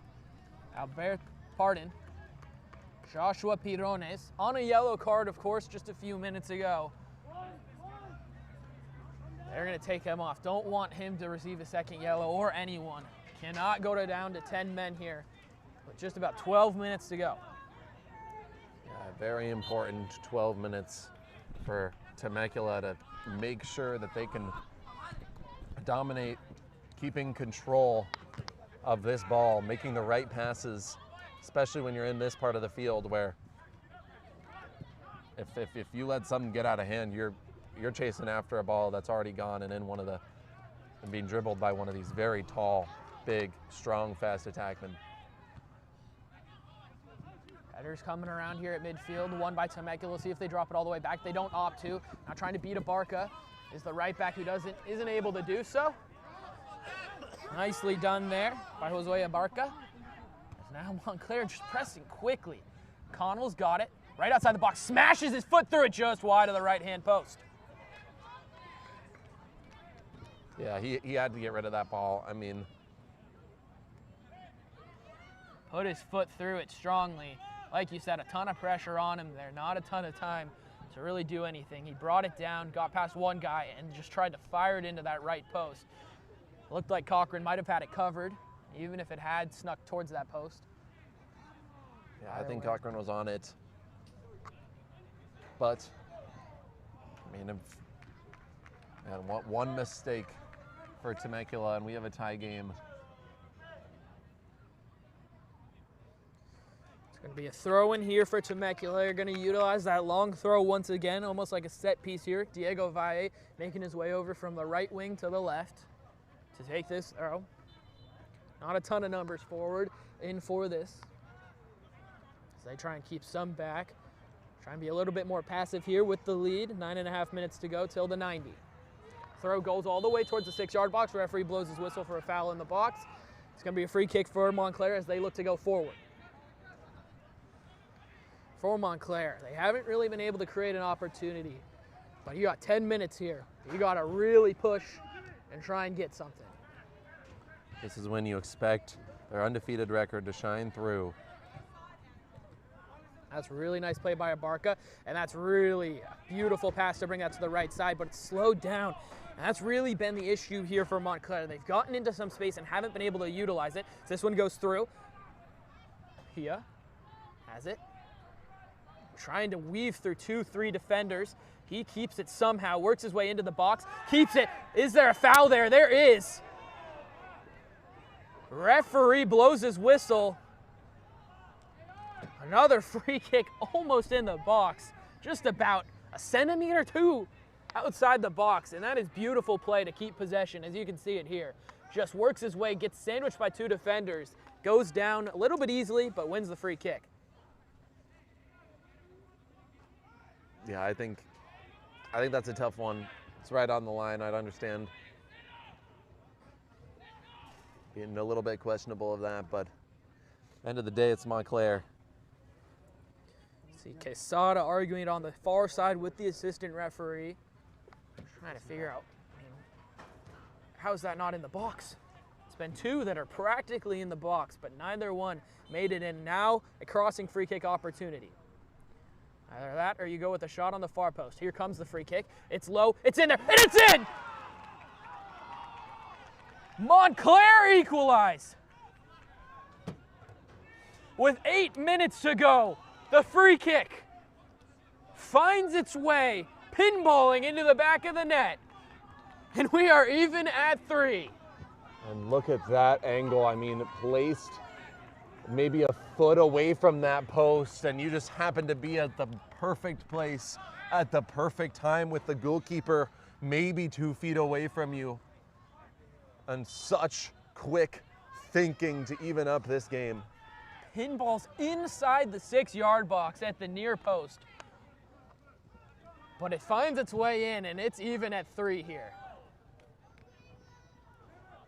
Now Temecula looking to answer for a 4th time. Cross goes into the far post. The shot's there, but it just goes out of play for a corner kick. Nice defending on the back post there by Montclair. Seems like when one team scores, another team isn't far behind. I think that could be the case in this one. Temecula can't be happy that they've held this lead for so long, and then to give up that, really not much you could do. Temecula scored within 3 minutes after they conceded the first goal. Scored within a minute, 2 minutes after conceding the second. Looking to do the same here and gain a 4-3 lead. As of right now, we are staring down the barrel of extra time. If you're just tuning in, Temecula FC. Corner comes in, the shot is just wide and over. Temecula FC looking to make history for their first regional cup. They've been to this competition. This is their 2nd year. They're ready to get revenge after last year against Montclair Academy, who just has not shown much weakness throughout this entire season. With a tie game with 5 minutes left in regulation. Can Montclair steal it at the death? Connell heads it, but it's won by Temecula again. Now winning it in the midfield's Montclair. Undefeated in the league season here in 2026. Now looking to win the Raul Briones Cup. Here comes the ball into Abarca. He somehow keeps it at the top of the box before he eventually gives it away, and it's cleared out. Now looking to head the other way is Macias. He gives it away and then commits the foul. Heading the other way quickly now is Montclair. They play a ball into the middle, and it's intercepted beautifully by Dominguez. He plays it up and over towards Renteria. And this one's cleared over the building here to our right. We're gonna need a fresh soccer ball out here. 85 gone. $20 whoever can find that ball. I mean, over the athletics building behind us. That What might a be leg. a home run. Yeah. If there were home runs in soccer, I'd give him that one. Just give him an extra fourth goal there. Might as well. Not to be though, 85, nearly 86 gone. Temecula on the prowl. The Quails win a free kick in a dangerous position on the left flank. Not the foul you want to commit there. Looked like that was going to be harmlessly going out for a throw, maybe even for Montclair out there. Hard to see who it came off last. But the foul is committed, and now a crossing opportunity.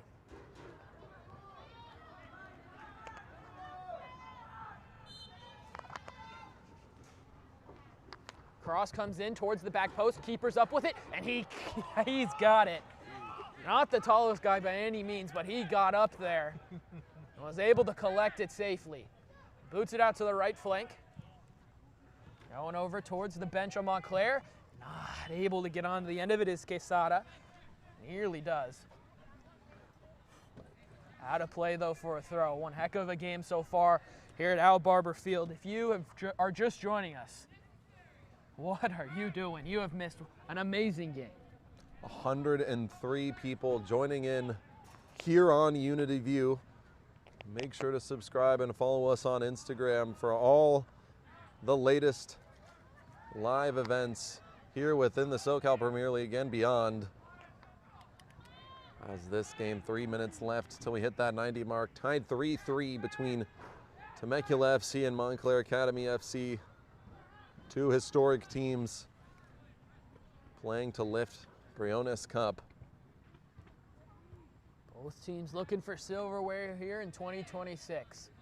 Montclair striked first, 22nd minute, before Temecula struck back just 3 minutes later.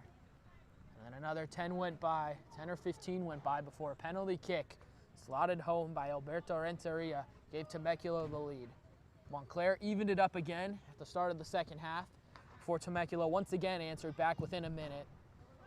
Gave them a 3-2 lead until 5 minutes ago when Montclair found their way into the back of the net using a pinball machine in the 6-yard box. I feel like the tension is rising now, mainly because, I mean, you have these goals that follow one another and then you have these big momentary pauses. So now that you're tied up, it seems like if you had odds makers for this game, I would put the line at exactly even, considering what both these teams have done in this game and how they've been able to find offensive opportunities. It seems like whoever is able to set up their offense is going to be coming away with the Briones Cup. Quesada gets a yellow card there. Late contact on the Temecula defender, who's riding around still on the ground in pain. 88, 46 gone. So these two sides, each looking for a winner.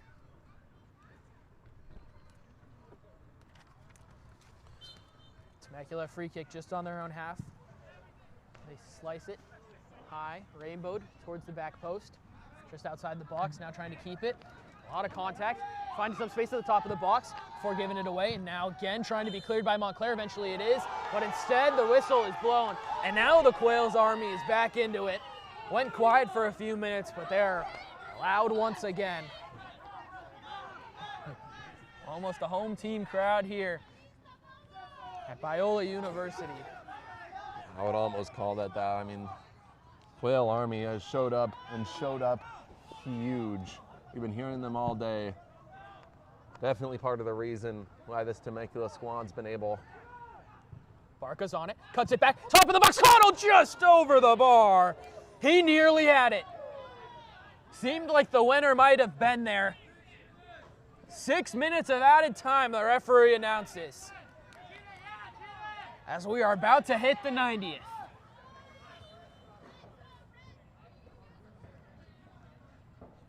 Wow. I mean, that would have been so tough getting that at the 90-minute mark and then having only 6 minutes for this incredibly talented Temecula team. It looks like Connell might have had it. Had the opportunity to slot one home at the top of the box, utilized the inside of his foot, and just went over the bar of Cochran. He breathes a sigh of relief alongside the Quail Army. Cochran clears towards midfield. Now Montclair, 2v4. Subtly cleared, and the bike fully clears it all the way back. Rodriguez clears it back again. Just going back and forth here. Both teams trying to find a little bit of footing. Barca here on the left side. He's got plenty of space to run with. If he can utilize it, gets the overlapping run, decides to go through the middle. Some space here, foul, not gonna be called, advantage called. Now the referee still gonna call advantage. This one's sent all the way to the back post, and that's gonna go a little bit too far, but it's kept in play just barely by Quesada. He puts it in towards the 6-yard box. Nobody there as it goes all the way through the 6-yard box and out of play harmlessly for a goal kick. Yeah, that would have been, if one of those strikers just could have cycled a little bit closer to that goal and intercepted that, I mean, that could have been such easy looks.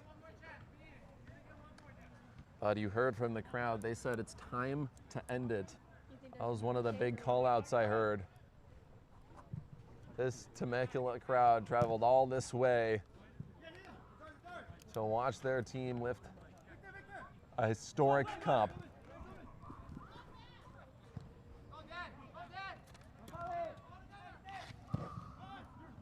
This ball's cleared all the way back to the back unit of Montclair and gets given away. Tough pass there as Temecula win themselves a throw in here in their own half. We'll see how quickly they choose to go forward.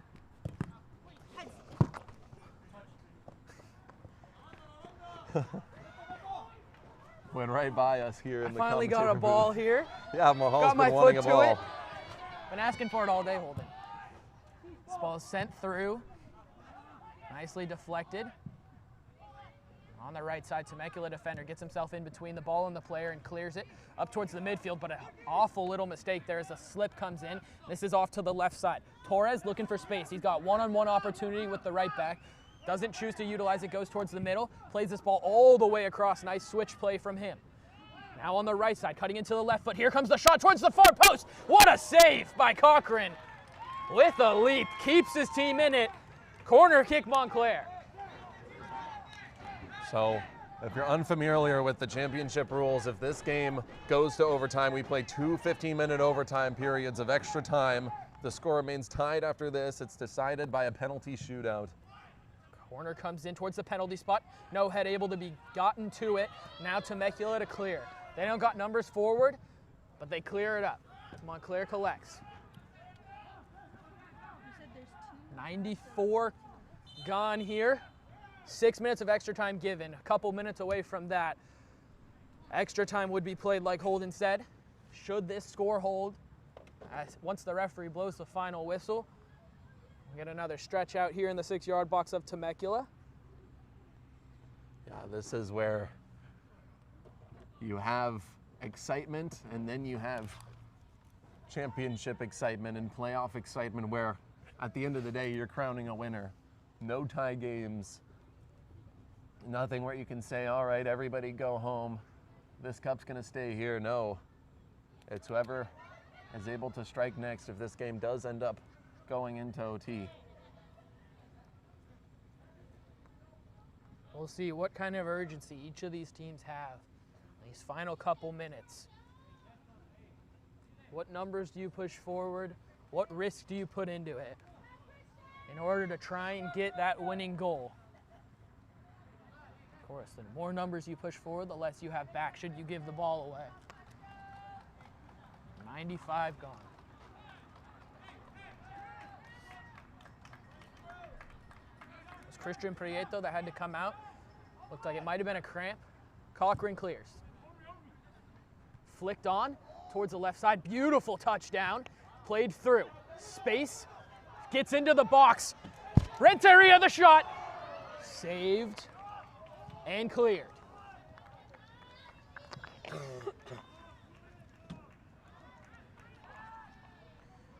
Got to play for a Temecula throw, just on the attacking half of midfield.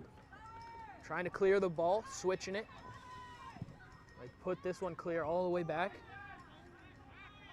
Not much time left here in the first 90. Montclair cleared upfield. They bring it down with a beautiful touch, some space through the left side. Quesada trying to keep it. Foul going to be called. Yellow card will be handed out. Or not. Looked like the referee was going to go toward the pocket. Opted against it, though. So Montclair have a free kick just at midfield, practically on the midfield line. They clear it off to this left flank. Abarca leaves it for his teammate. Torres has it, crosses it in towards the top of the box. Nobody there, and it's cleared out. Now some space to run with. Temecula, the through ball comes in. And it's beautiful defensive work by Meteor. If there's any time to use your speed, it's at that moment. You can feel when the tensions rise due to those breakaway points, and if you give one up here, you are asking for disaster. And the final whistle blows. But we aren't final yet, Holden. More action to come as we get extra soccer here at Al Barber Field. 90 minutes wasn't enough to decide it between these two teams.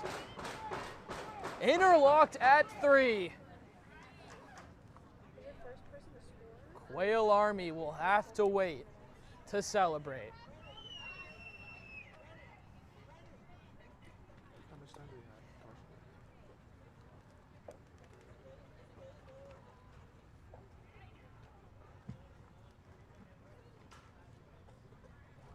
It's been a fantastic game thus far. So if you're curious about the overtime rules, like I said, it's 2 15-minute periods. There's no golden goal rule. You play through the whole period, and whoever comes out on top after 2 wins. If for some reason we go through another 30 minutes of Premier League soccer, then we go into a penalty shootout. So both teams sort of talking it over, exhausted after what's been a long and glorious game.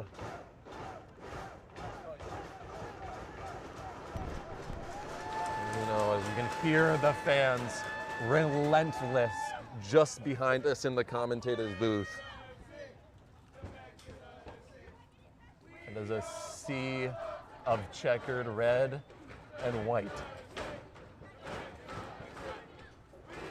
Crowd sings, hoping to be able to sing victory and see silverware here at Biola University. Temecula, a supporter-owned club, and you can see where that benefits you at this point in the game when you have all these fans coming out to support.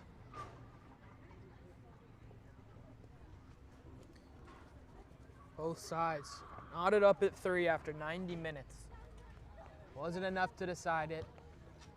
It'll take at least half an hour more.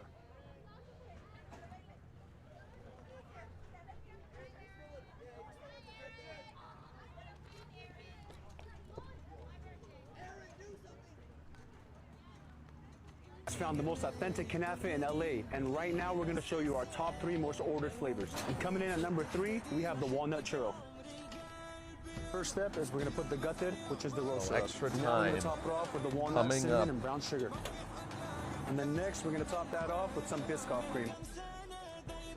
And then lastly, a dollop of Biscoff cookies straight in the center. And coming in at number 2 is our Kinder Crunch. We top this off with Kinder white chocolate. And now we drizzle some chocolate on that. And lastly, we give it that crunch. And coming in at number 1, you guys already knew it, it's our classic traditional knafeh. So the first step on this is we put the gutted, which is the roast syrup. And lastly, we put a scoop of raw pistachios in the center. You know what they say, the best things in life are simple. You don't gotta travel to get a taste of the Middle East. Habibi, Come to Corner Knafeh. Tag a friend in the comments. We'll see you guys soon. Unity View TV delivers broadcast quality live streams and cinematic recordings that turn events into unforgettable memorabilia. From instant replays and live graphics to professional commentary and multi-camera coverage, we bring the power of a full television broadcast in a portable, affordable setup tailored to your event. Unity View TV, we showcase drama.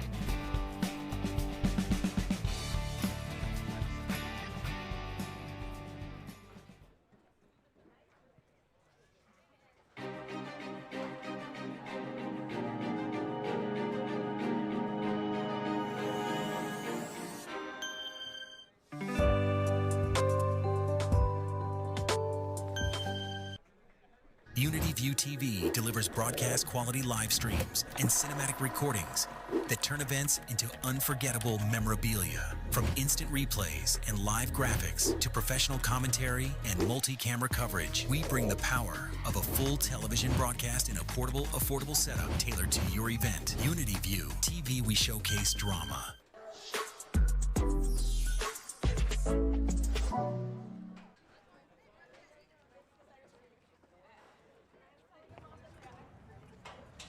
Welcome back to Al Barber Field. 90 minutes not enough to decide it between Temecula FC and Montclair Academy. They'll need at least half an hour more, 2 15-minute halves of pure soccer. No sudden death, no golden goal. And if those 2 15-minute halves prove not enough to decide it between these two teams, we will go to the wonderful penalty shootout that we all love so much. Paul Domingo Anderson, Holden Buckley with you here on Unity View TV. Make sure you subscribe on YouTube, follow us on Instagram as well. It's been a fantastic game between these two sides, back and forth all game. Temecula always answering the bell to Montclair. And they finally weren't able to on that third Montclair goal. Quail Army alive and well, loud here at Al Barber Field in Holden. I mean, is there anything we can expect from this half hour? I mean, expect really physical ball. I think the speed element of the game is going to be hindered when you're this tired. So expect trying to set up your offense, but it's going to be a physical game, and you have to give Montclair the benefit of the fact that they are the bigger team. They do have more experience being in these really physical late game situations. But Temecula, I mean, it just has the heart, it has the fans. Quail Nation here, as the temperature is starting to dip. The sweatshirts and coats have came on as we start to approach the low 60s here at Al Barber Stadium. Starting to feel a little bit less like Southern California down here in Southern California. Under the lights of Sunday night, Montclair kick off the extra time first period. They'll Bill out of the back to get going. Deja vu from the first half of play. See which team can break through and take the lead. And you just got to hold strong defensively after that. Foul called against Temecula. Ball thrown away. Referee not going to go to the pocket. A little bit surprised there. Opts not to do so. This ball switched over to the near side. Rodriguez has it. Looks towards the midfield. Opts not to go there as that pass is cut off. This ball is beautifully played into the middle of the box and headed clear. Temecula pick it up here on the left side. Clear it upfield, looking for the attacking player. Not able to do so as it's headed up and clear on this right side. And how to play. Temecula throw, here it comes, going forward, in towards the striker and out of play once again. Well, Temecula gets it back for the second time, going out of bounds. to do. It's thrown deep. Good defensive work, but won by Renteria. He's in towards the byline, in towards the box. He stays up on his feet. The pass goes into the 6-yard box. Beautifully cleared. Wonderful defensive work from Montclair. Renteria was running free into the box. Goes through the contact, tries to get the cross, cut back. Not able to do so, though. Temecula staying on the prowl here, and they're attacking third, though. I mean, at this point in the game, Temecula really just wants to establish some sort of command, because even if Montclair is able to come back and score one of their signature goals, I mean, you have to be able to dominate time of possession, and you could see this game going to penalty shootouts with a 4-4 or 5-5 score. And I would say don't be surprised by that. With how these teams are responding to goals, I could easily see this game staying at 4-4 or 5-5 going into penalties. I would not be surprised if we saw this game get to 6-6. Anything can happen at this point, and I would not be shocked. Temecula have the ball here just around midfield. They turn back. Nice play from Macias. And then makes a sloppy pass out of play for a Montclair throw.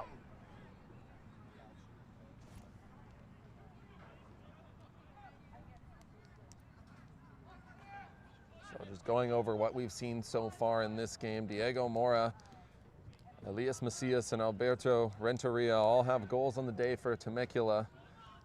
Sebastian Pla, Quesada, and all the offense that Montclair's been able to put on the board means nothing now as we're tied 3 minutes into overtime. 3-3 here, 3 minutes gone of the extra time period. Again, if you're just joining us, 2 15-minute extra time periods, I guess I should say, played here in the Southwest Premier League. Free kick opportunity for Montclair. Pretty deep in the attacking half, towards their own defensive half as this ball is crossed towards the back post. Lace is put through it, almost cleared by the Quails, a little bit errant though, and then eventually cleared out of play for a throw-in in the attacking third of Montclair. Maxwell Rodriguez will have the throw-in, the center back, pushed all the way forward from that free kick opportunity. Looks like he might go with a long throw here. He'll hand it off.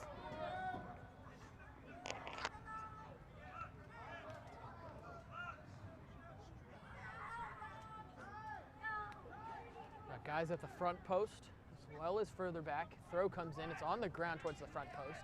One put in by Quesada and then right into the safe hands of Cochran. Takes his time and then slowly rolls it out to his defensive team on the right side. This ball's played forward towards Renteria, who's on the run. Safely got it out of play for a Temecula throw.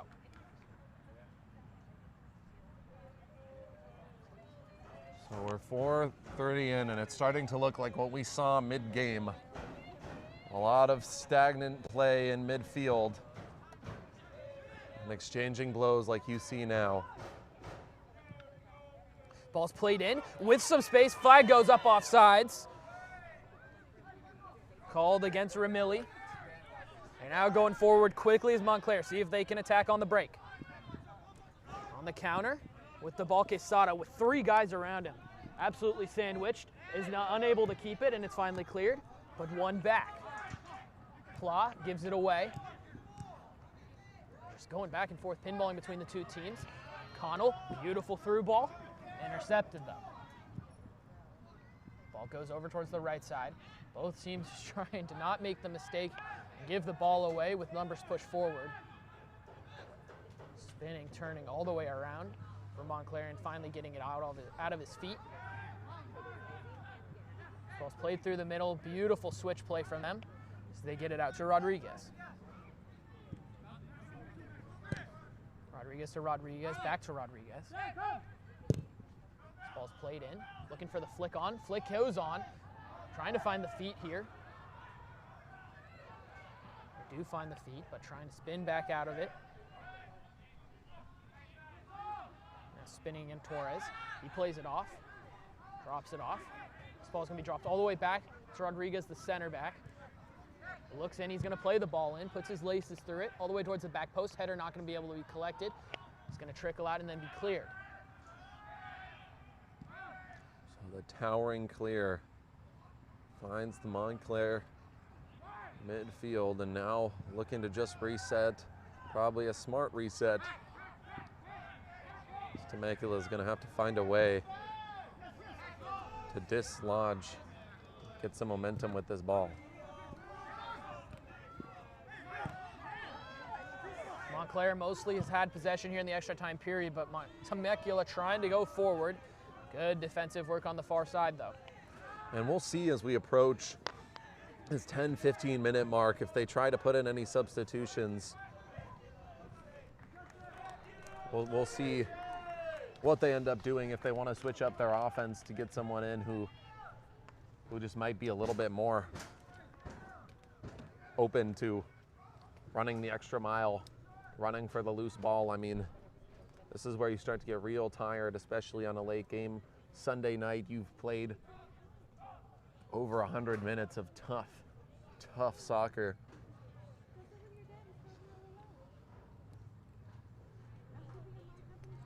So Montclair a corner.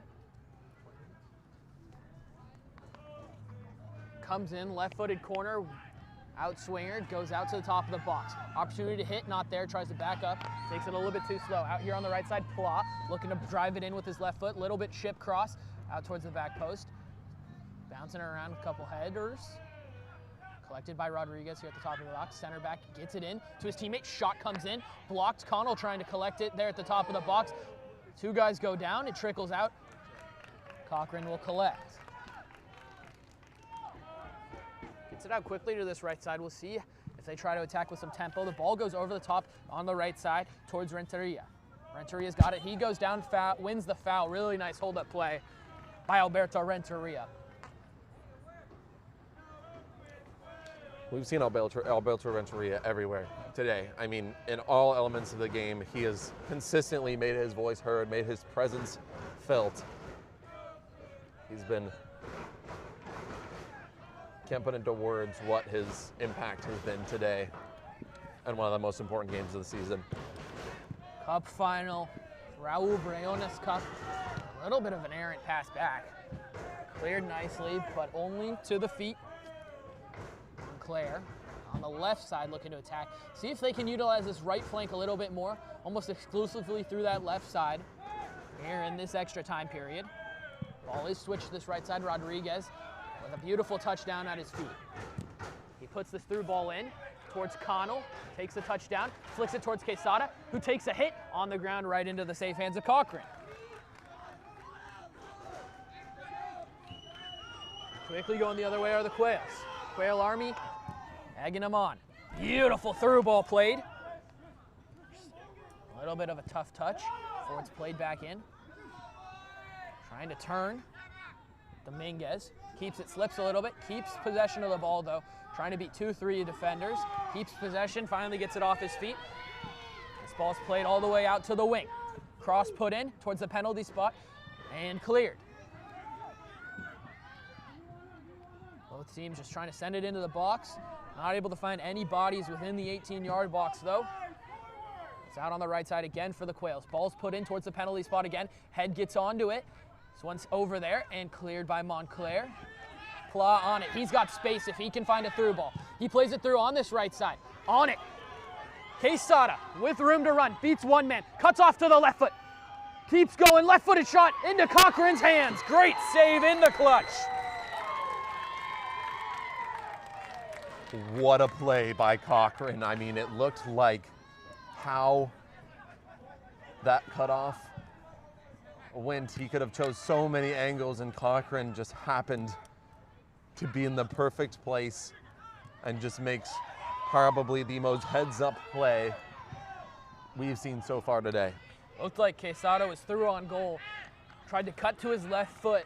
Opted to just try and keep going. Looked like he probably should have just taken the shot a little bit earlier. Waited a little bit too long trying to find the perfect opportune scenario. And then wasn't able to get a clean strike off. Montclair Probably the best opportunity of this extra time period right there. Into Quesada again. He's got a couple guys around him, looks to see what he can find, finds his teammate through the middle of the field. Who turns again, sort of twisting in circles, gets it off to Rodriguez.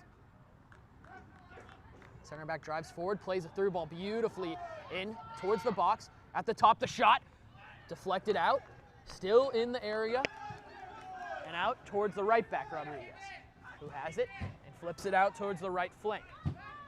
Slows it down a little bit. Pla gets to his left foot, puts the ball in towards the 6-yard box, flicked on towards the back post, and out of play Cochran.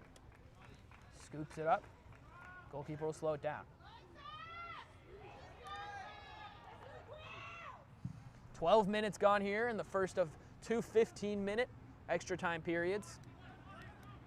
Montclair, after a dominant first 5 minutes, sat back a little bit the next 5. Now we've had 2 or 3 minutes where they have really dominated possession of the ball. They're just moving it around their back line. Over to Rodriguez, the right back. A little bit of pressure coming from Temecula, but not as a unit.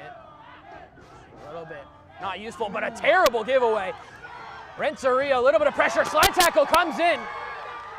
Referee not going to blow anything. He's going to say it's a throw-in. Shocked there's not a free kick there.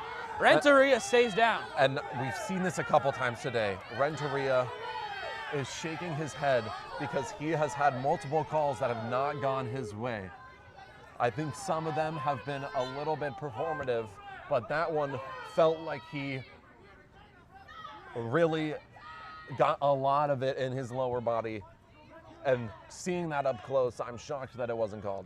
Right in front of us here in the booth. Tough challenge again. The whistle will blow that time as going down Meteor. He stays down. Referee will blow the whistle. This will slow down a little bit. Tensions continuing to rise as this game continues. Yeah, wow. Meteor took one there. Again, surprised that's not more of a call.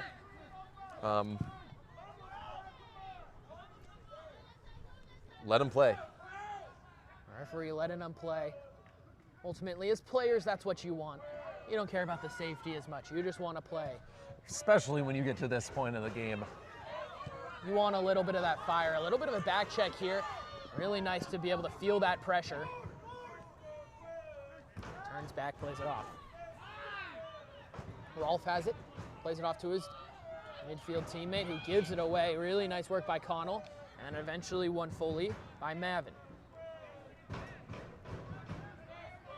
Quail Army loud again. 14 minutes gone here in the first of 2 15-minute extra time periods. Trying to build out of the back, Montclair. They'll boot it long forward, over towards Quesada, who gets shouldered a little bit. And it's won by Temecula, cleared out of play.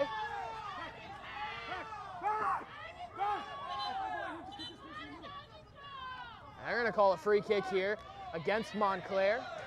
So Temecula have an opportunity to try and push forward here in the last 30 seconds, to a minute of this first extra time period.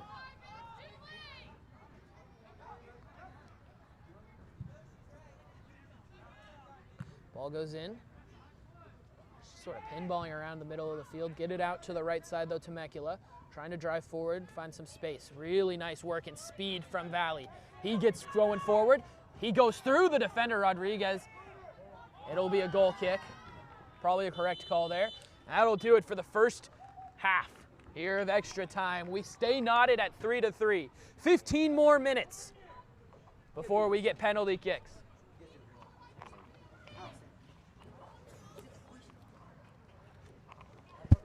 Hey guys, this is Michael from the States. Yeah, he does the voice very well. It's fucking natural. You need broadcast time. It's been a fantastic game. I can only offer you MASL, which is not the most romantic sport. You still have those windows. Loud, drafty, expensive. It's time for an upgrade. Upgrade your life. Starbridge builds every window and door to fit your home. Measured, designed, custom built, perfect fit, quiet, energy efficient. Not from a shelf. Stop settling. Go custom. Starbridge windows and doors. Get your free quote today. Hi, my name is Alex Mendoza. I'm one of the CEOs and co-founders of Starbridge Windows and Doors. We started this business in 2015 with the help of my wife, Betty, and Luis Mendoza. We've been around since 2015, and we do manufacturing windows and doors in-house. We come out to your home for free. A free estimate same day if possible, and we provide a 100% full service with the installations. We build everything from cutting glass to putting all the insulated units together. We also provide bifolds, casements, arch windows, French doors, trapezoids, and anything out there that we can that's actually in the market. We are a one-stop shop here at Starbridge Windows and Doors. We are here to provide excellence to your home. I never thought my old shower could look this clean. Imagine coming home from a hard day of work and walking into a sparkling clean home. Get ready for a cleaning team that cleans more deeply, takes more time, and truly cares. Happy Home Helpers is the #1 rated cleaning service in Las Vegas with thousands of happy customers and hundreds of 5-star reviews on Google. Call today or click the link below to get a free quote.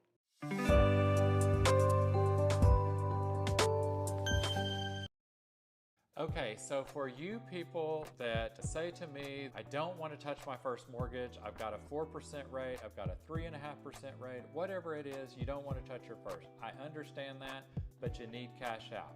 Whether that's for home improvements, tuition for your son, daughter, whatever the case may be, let's look at a closed-end second for you.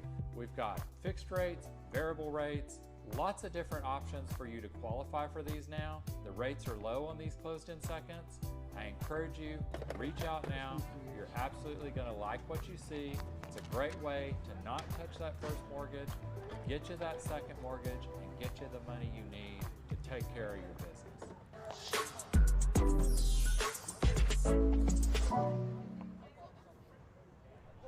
We stay knotted at 3-3 through 15 minutes of extra time. Another 15-minute half begins right now before the potential of penalty kicks enters the building. Al Barber Field, Temecula FC, Montclair Academy, final of the Raul Briones Cup. I'm Domingo Anderson, Holden Buckley here on Unity View TV. Make sure you subscribe, follow us on Instagram, and stay tuned in for what is sure to be a fantastic next 15 minutes. Both these teams putting it all on the field. We've seen amazing plays on both sides. It's been a tough, physical ball game, as you see right there.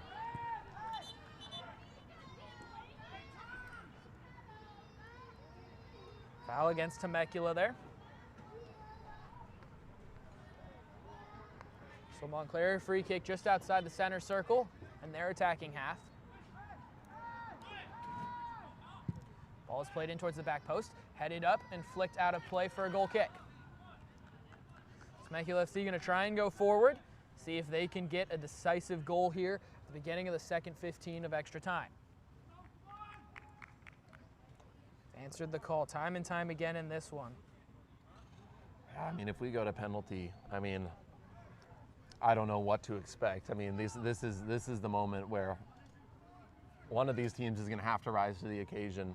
And I think based on what we've seen in the last 30, 40 minutes, and then of course 15 minutes of first overtime period, I mean,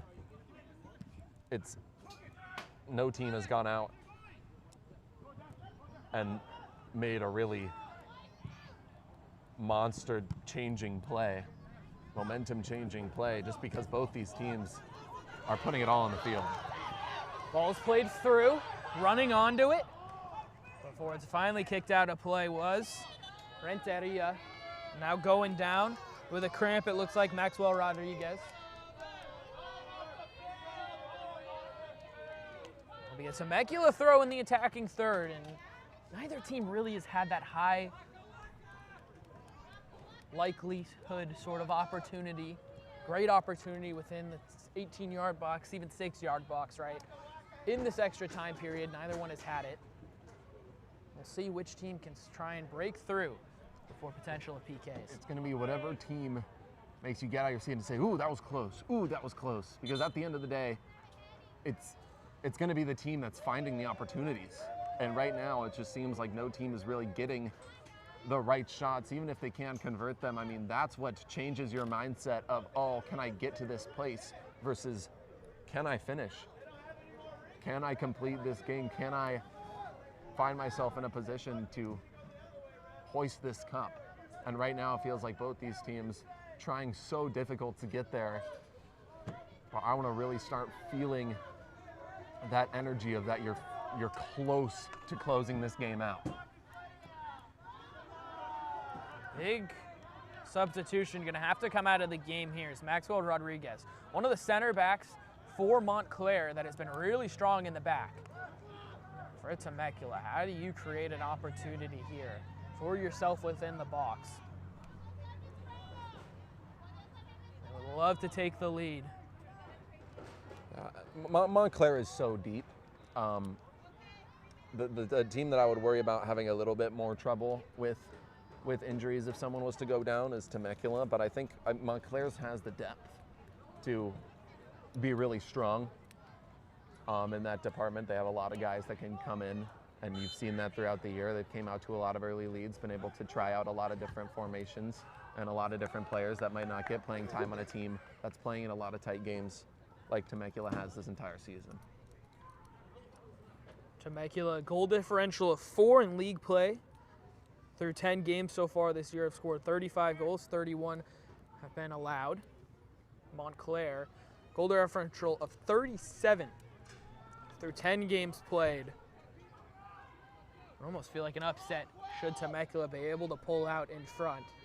But at this point, it's anyone's game. Anything can happen. We've seen both teams really show that they could look like the better team in this one, and maybe that just means that it's an even matchup. And neither one of these teams really truly deserves to be the better and victorious team, as this one is cleared out to the right side, out to Malora. He's got it, trying to find a teammate. Just trying to take a little bit of time, eventually gets the switch ball out to the left side. Really nice play from him. This one's fully cleared out to the left side. Nice work from Malora, as well as Macias, as this one's played into the safe hands of the Montclair goalie. We had a fan come up to us during that halfway mark in this overtime series, and he said if Temecula was to lose, he was a Temecula fan, it said it would be the most unromantic loss he will have ever witnessed for this team, and I think that's absolutely true. You're looking for your first regional cup ever, and after so much success with 4 county cups, I mean, it seems like this squad is ready to take home something bigger than just those regional cups. And this would be a huge one, and the fans understand that. Montclair understands that more than anyone, and they want nothing more than to give Temecula that unromantic, unfulfilling loss. Temecula just looking to get possession and be able to control this ball and get it into a dangerous area. Haven't really been able to do so here in the extra time period. As they clear this one up the left side. They've really just been booting the ball up forward towards Renteria, who's been just trying to collect it, the striker, and just try and get in behind, find some space to run. Just hasn't been able to do so really at all.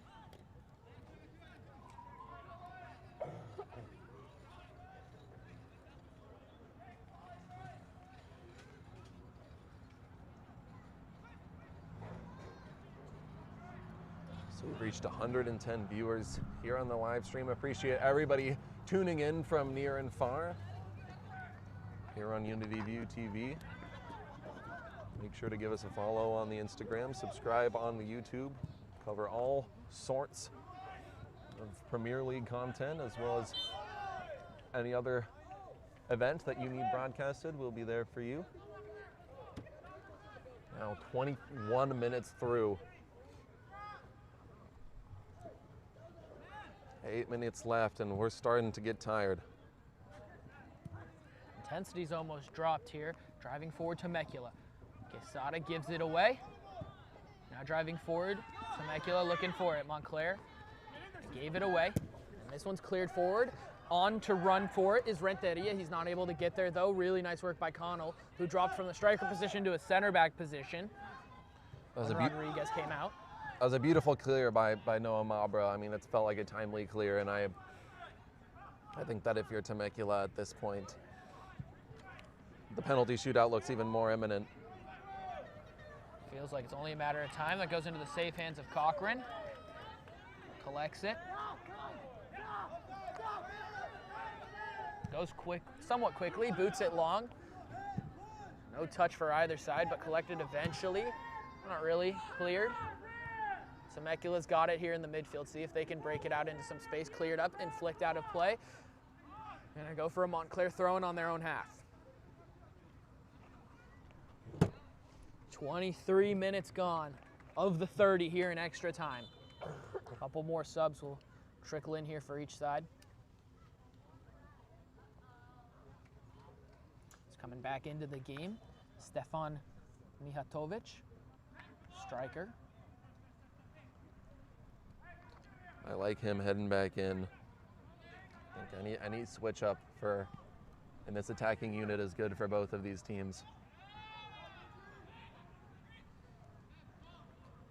Throw in for Montclair on the attack half. Head coach Steven Rodriguez for Montclair. You have to wonder what's going through his head at this point, how he wants to approach the final 7 minutes of this overtime period. Starting to get into that golden goal type of play. Of course, not actually golden goals. This one's flicked towards the top of the box and cleared out. Good opportunity for a counterattack for Temecula. Not able to take it quickly, but it's cleared up. Renteria not able to win it. Just bobbling around, Connell clears. I mean, like you said, next goal very easily could win this game. We'll see if either team really tries to strike with some urgency here and send numbers forward to try and get that winner before the potential of penalties. So far, both teams playing pretty cautious here in the extra time period. It's cleared out to the right side and eventually forward. Onto it. On it now, Quesada driving with his left foot, trying to find some space. Gets it out to the left side. Pla fakes to the right foot now, drops it off, and it's beautifully cleared. Gotten in front by Temecula, out for a throw. What a play by Pla, bringing a man down. Makes the quick cut back, but couldn't find the shooting lane.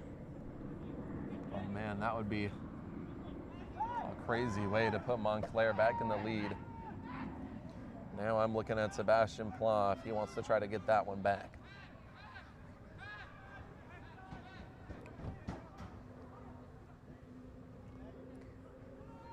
Ball's sort of trying to find some space as Montclair. It's sent in towards the box. A little bit of an errant touch coming in is Cochran, who makes the beautiful sliding stop. He gets a little bit of a couple cleats into him. But he does what he needs to do. We'll see if the referee opts to go to his pocket and hand out a card here. You'll see the replay. Big collision at the edge of the 6-yard box. Yeah, on that replay, tough to say how much cleat to face contact there was there. I mean, Cochran definitely looks like he's feeling the pain.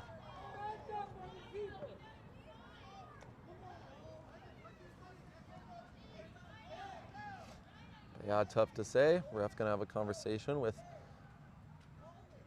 a couple members of this Temecula team. Roughly 5 minutes to go here in this one. We'll see how much stoppage time is given at the end of the 30. Had a couple stoppages here. Staying down, Stefan Mijatovic, the striker that just re-entered the game as a substitute. Rolling around at the edge of the 6-yard box.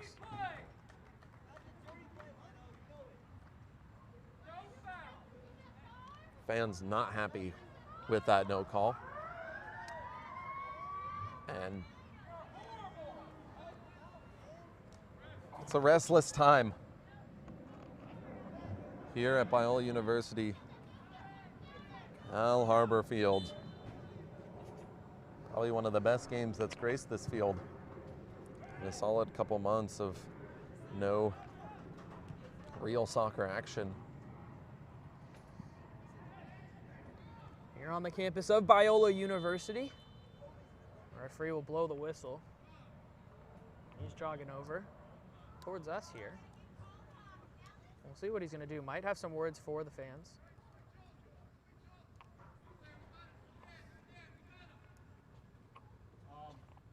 I need some people escorted over there. I'm having discrimination comments against my AR. All right.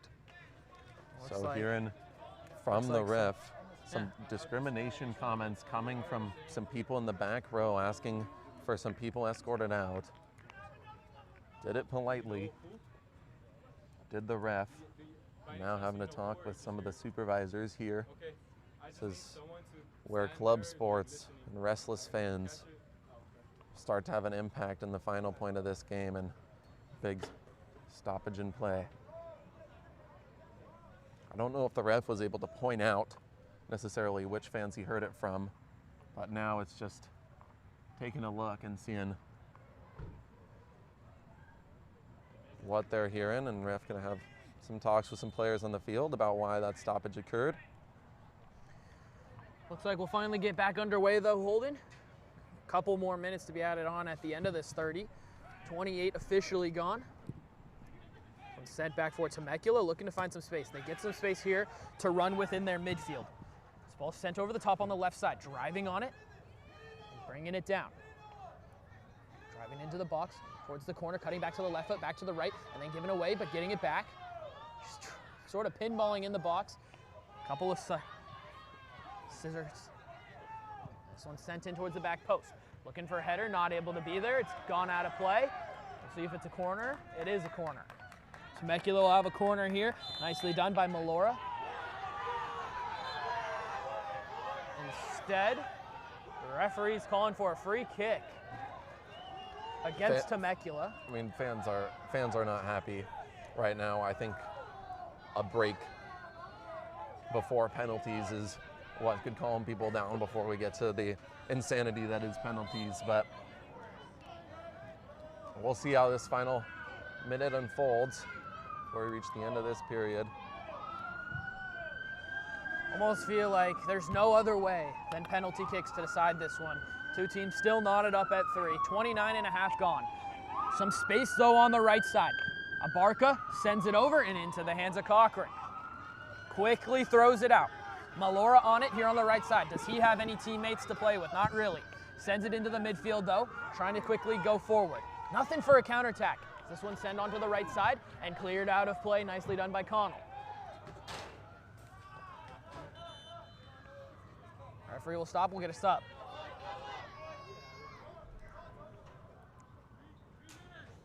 So 3 minutes of extra time before we go to penalties.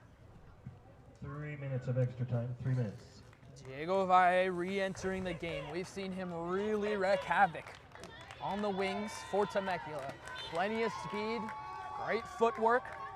Can he make the difference in these 3 minutes? Someone will be a hero tonight. 122. Ball's passed back. Temecula switch it out to the left side. Nice play from them. See if they can build something up. Out onto the left side. Holding on to it. Trying to send it in. The header's there. Down. The flick kick. Scissor kick is saved. They're just going to waste a little bit of time. The Montclair goalie. Macias went with the scissor. Kick into the air. Look at that replay. It was there. That ball just got a little bit too big of a bounce. To get a little too high. Couldn't put the power I think that he wanted to onto that. Temecula has had the better opportunities as of late. Just a couple minutes though to go in this one before penalties would have to decide the winner.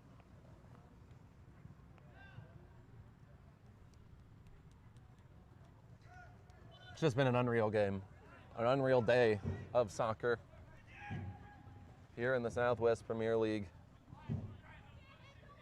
Everything you could wish for. Montclair looking to break it. Looking for a hero. They give it away though. Now heading the other way, winning a free kick. Is Elias Macias, that one's booted away, that'll be a yellow card. Cannot do that.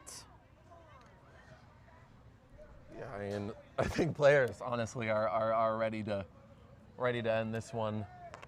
I mean, you feel the tension and the anticipation has taken a toll, I think, on players and fans and refs, and I think penalties is why they exist. I think with very few minutes remaining.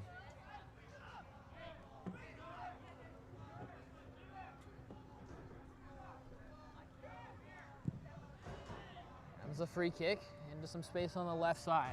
Cannot be much time left. Cleared by Montclair. Dropped off. They're just gonna slow it down a little bit. Nice work by Barca.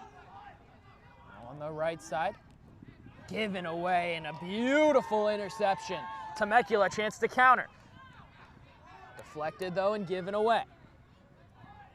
Won again by Barca. He seems to be everywhere over the past couple minutes. They'll get the ball again at the right back position. Referee signaling just a minute left before we get penalties. Really nice work to go around the pressure. Temecula's ball sent in on the right side. Plenty of space to run for Malora. He's on it, sends it in. Really loopy rainbow cross towards the back post. Just sort of trickling around that back post. Montclair win it and they'll clear. So fans now on their feet before we reach this final break.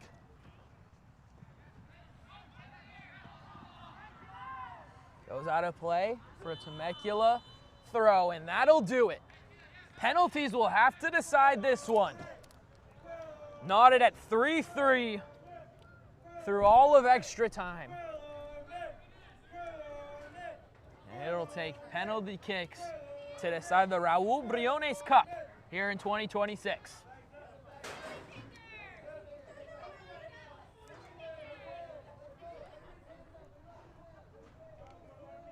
Kaylani dropped her self-titled project. Kaylani, executive produced by Chris Riddick Time. Shout out to you if you haven't checked out that interview. Make sure to tap in with that on Engineers. This is probably my favorite release of the year so far.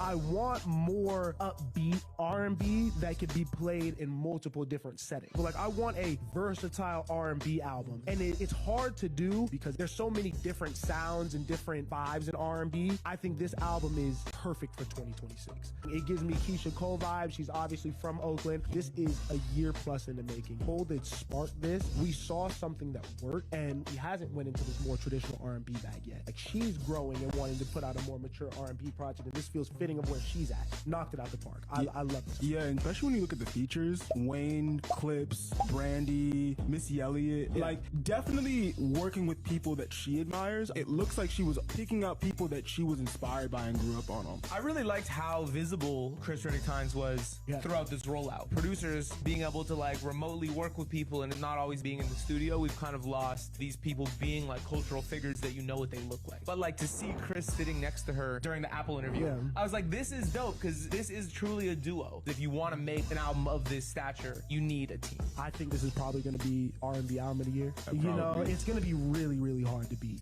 Vegas locals and anyone who's traveling to Vegas, come join our charcuterie workshop where you can build your own platter and take it home. You're gonna be welcomed with a bunch of food. So delicious. We also have drinks for you guys waiting with ice, different types of water that you can enjoy in the beginning before we start teaching the class. Now, where all the fun happens, welcome in our kitchen where you will be welcomed with your own spot, your own choice of platter or box, and everything is already ready for you guys. All you have to do is come hungry and ready to be creative.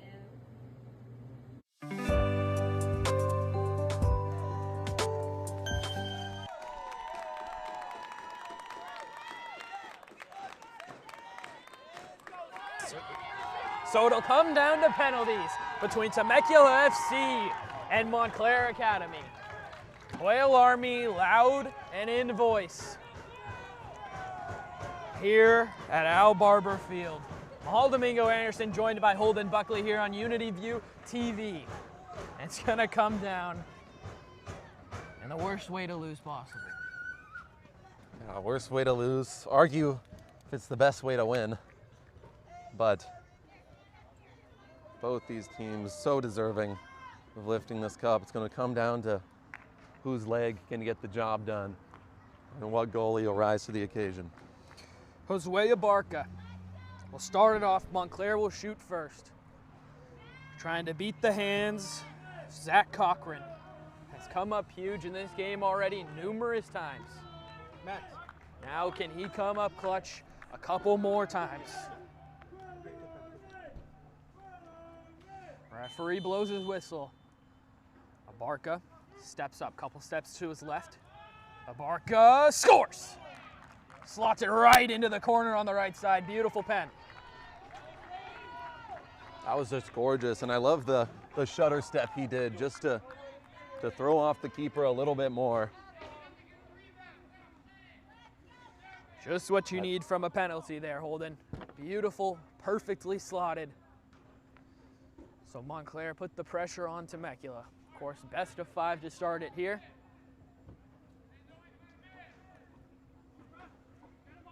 It'll be Alberto Renteria. Said his name so much, and for good reason.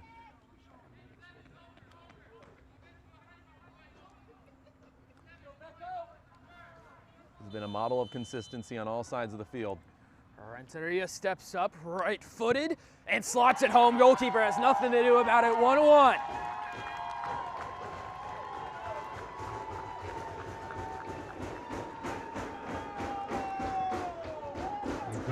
Whale Nation loves it. Number 7, Alberto Renteria. Renteria evens it up after round 1.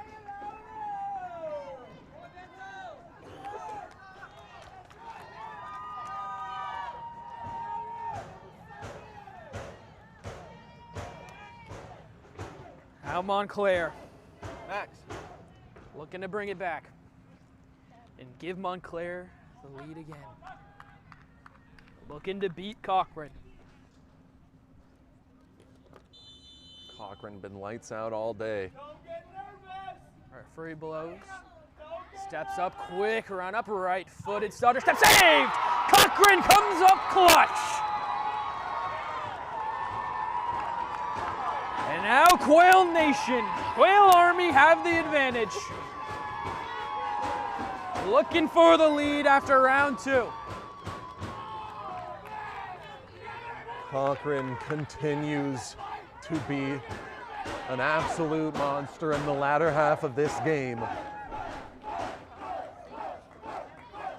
It'll be Diego Valle to try and give the Quails the lead. The goal gives Temecula FC a 2-1 lead after 2 rounds. Valle, stutter step, steps up, shoots, misses. We stay knotted at 1. Will it ever end, Holden? Oh, unreal.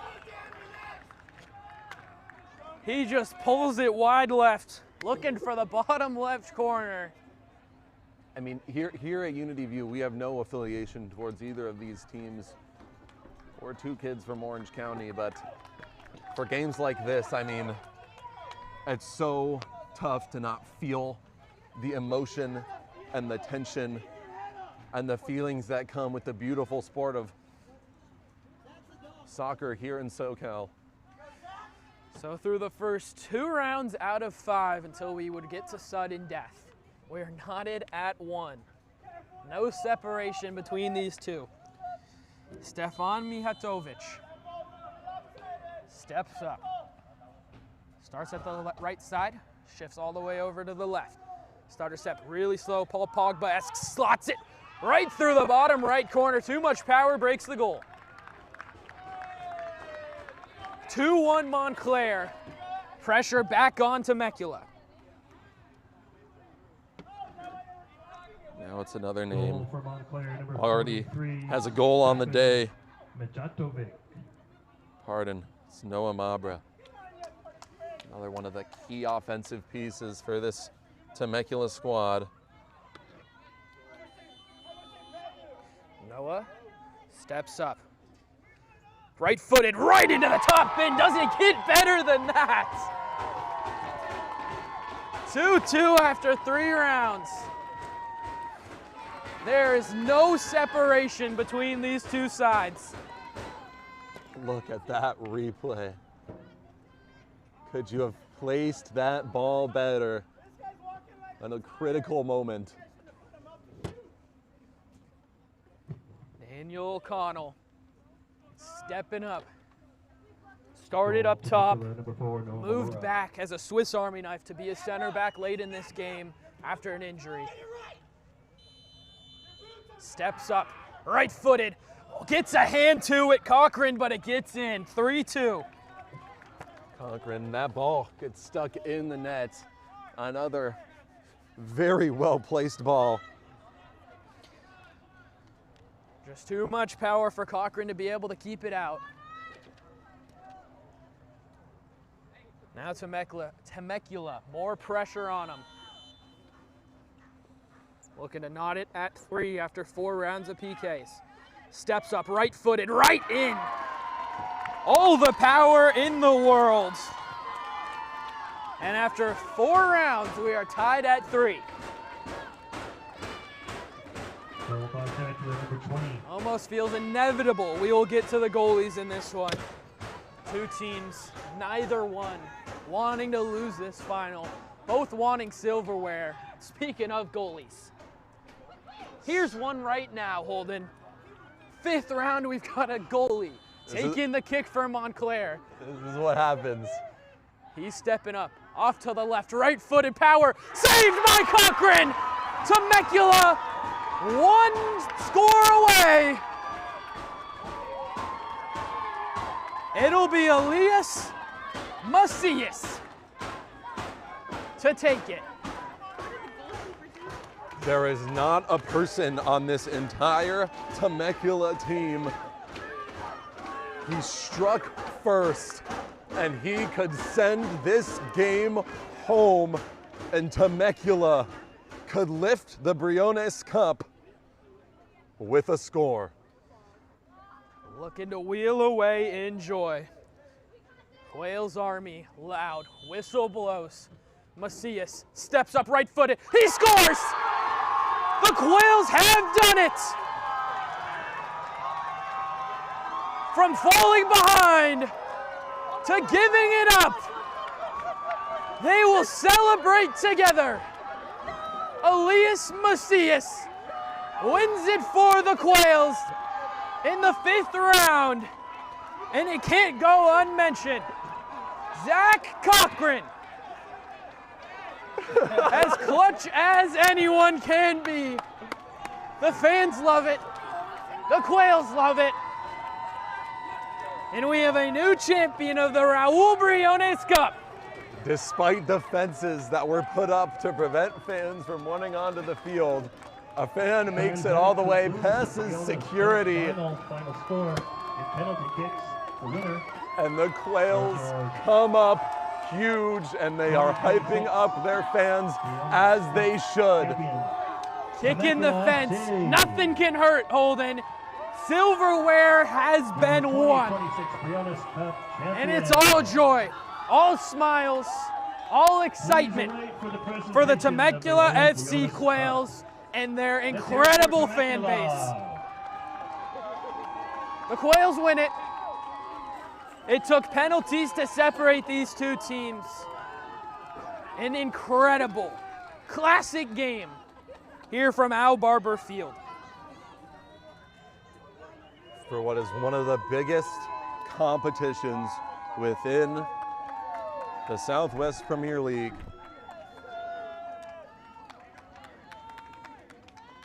Unreal stuff. And these fans get to go home with smiles on their faces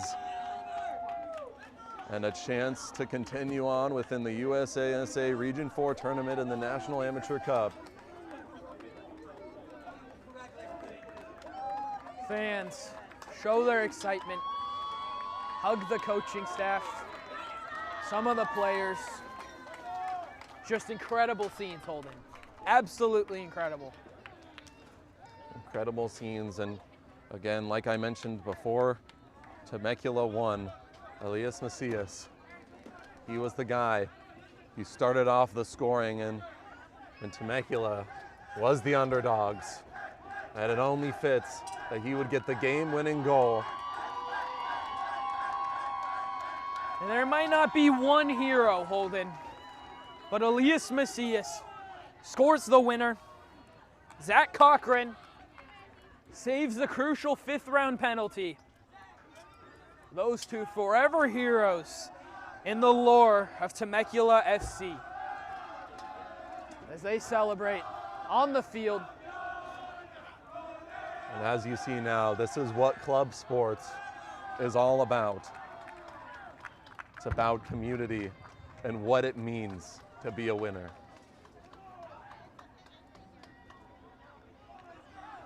This is what a true team does. They love it. They celebrate each other.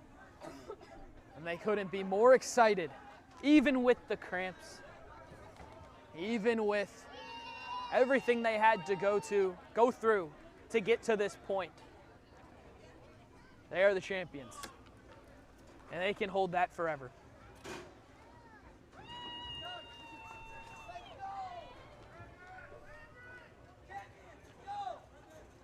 As we bring out the Briones Cup, it enters the turf, and in its silver and black glory will be presented to Montclair Academy FC, or to Temecula FC, after going 4-0 in pool play, gets to lift this cup.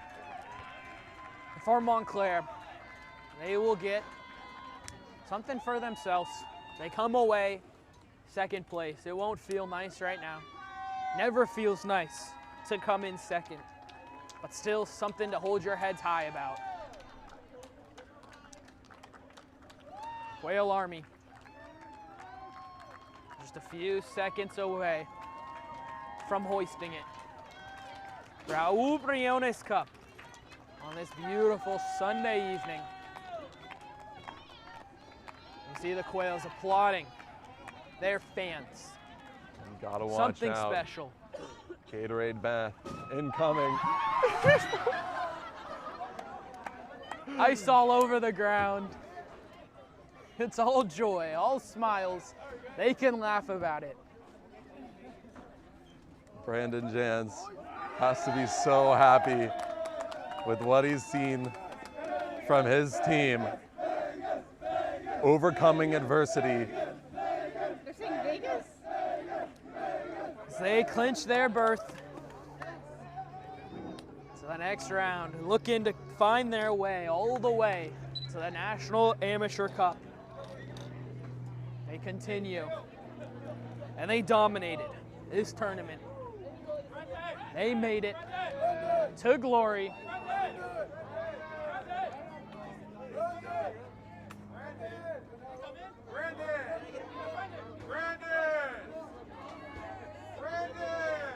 Trying to bring in all the guys that have made all the difference this year. This team relies so heavily on their supporters, being a supporter-owned club. The red and the white, they get to celebrate. They bring some supporters out onto the field to celebrate with them. Congratulations to Temecula FC. They get the cup. They get set to raise it. They have the champions of the Raul Briones Cup in 2026, the Temecula FC Quails. The champions. Twice for good measure.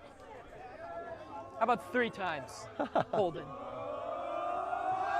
Is there ever a number where it's good measure? As many as you can do. A 4th. One for every PK made.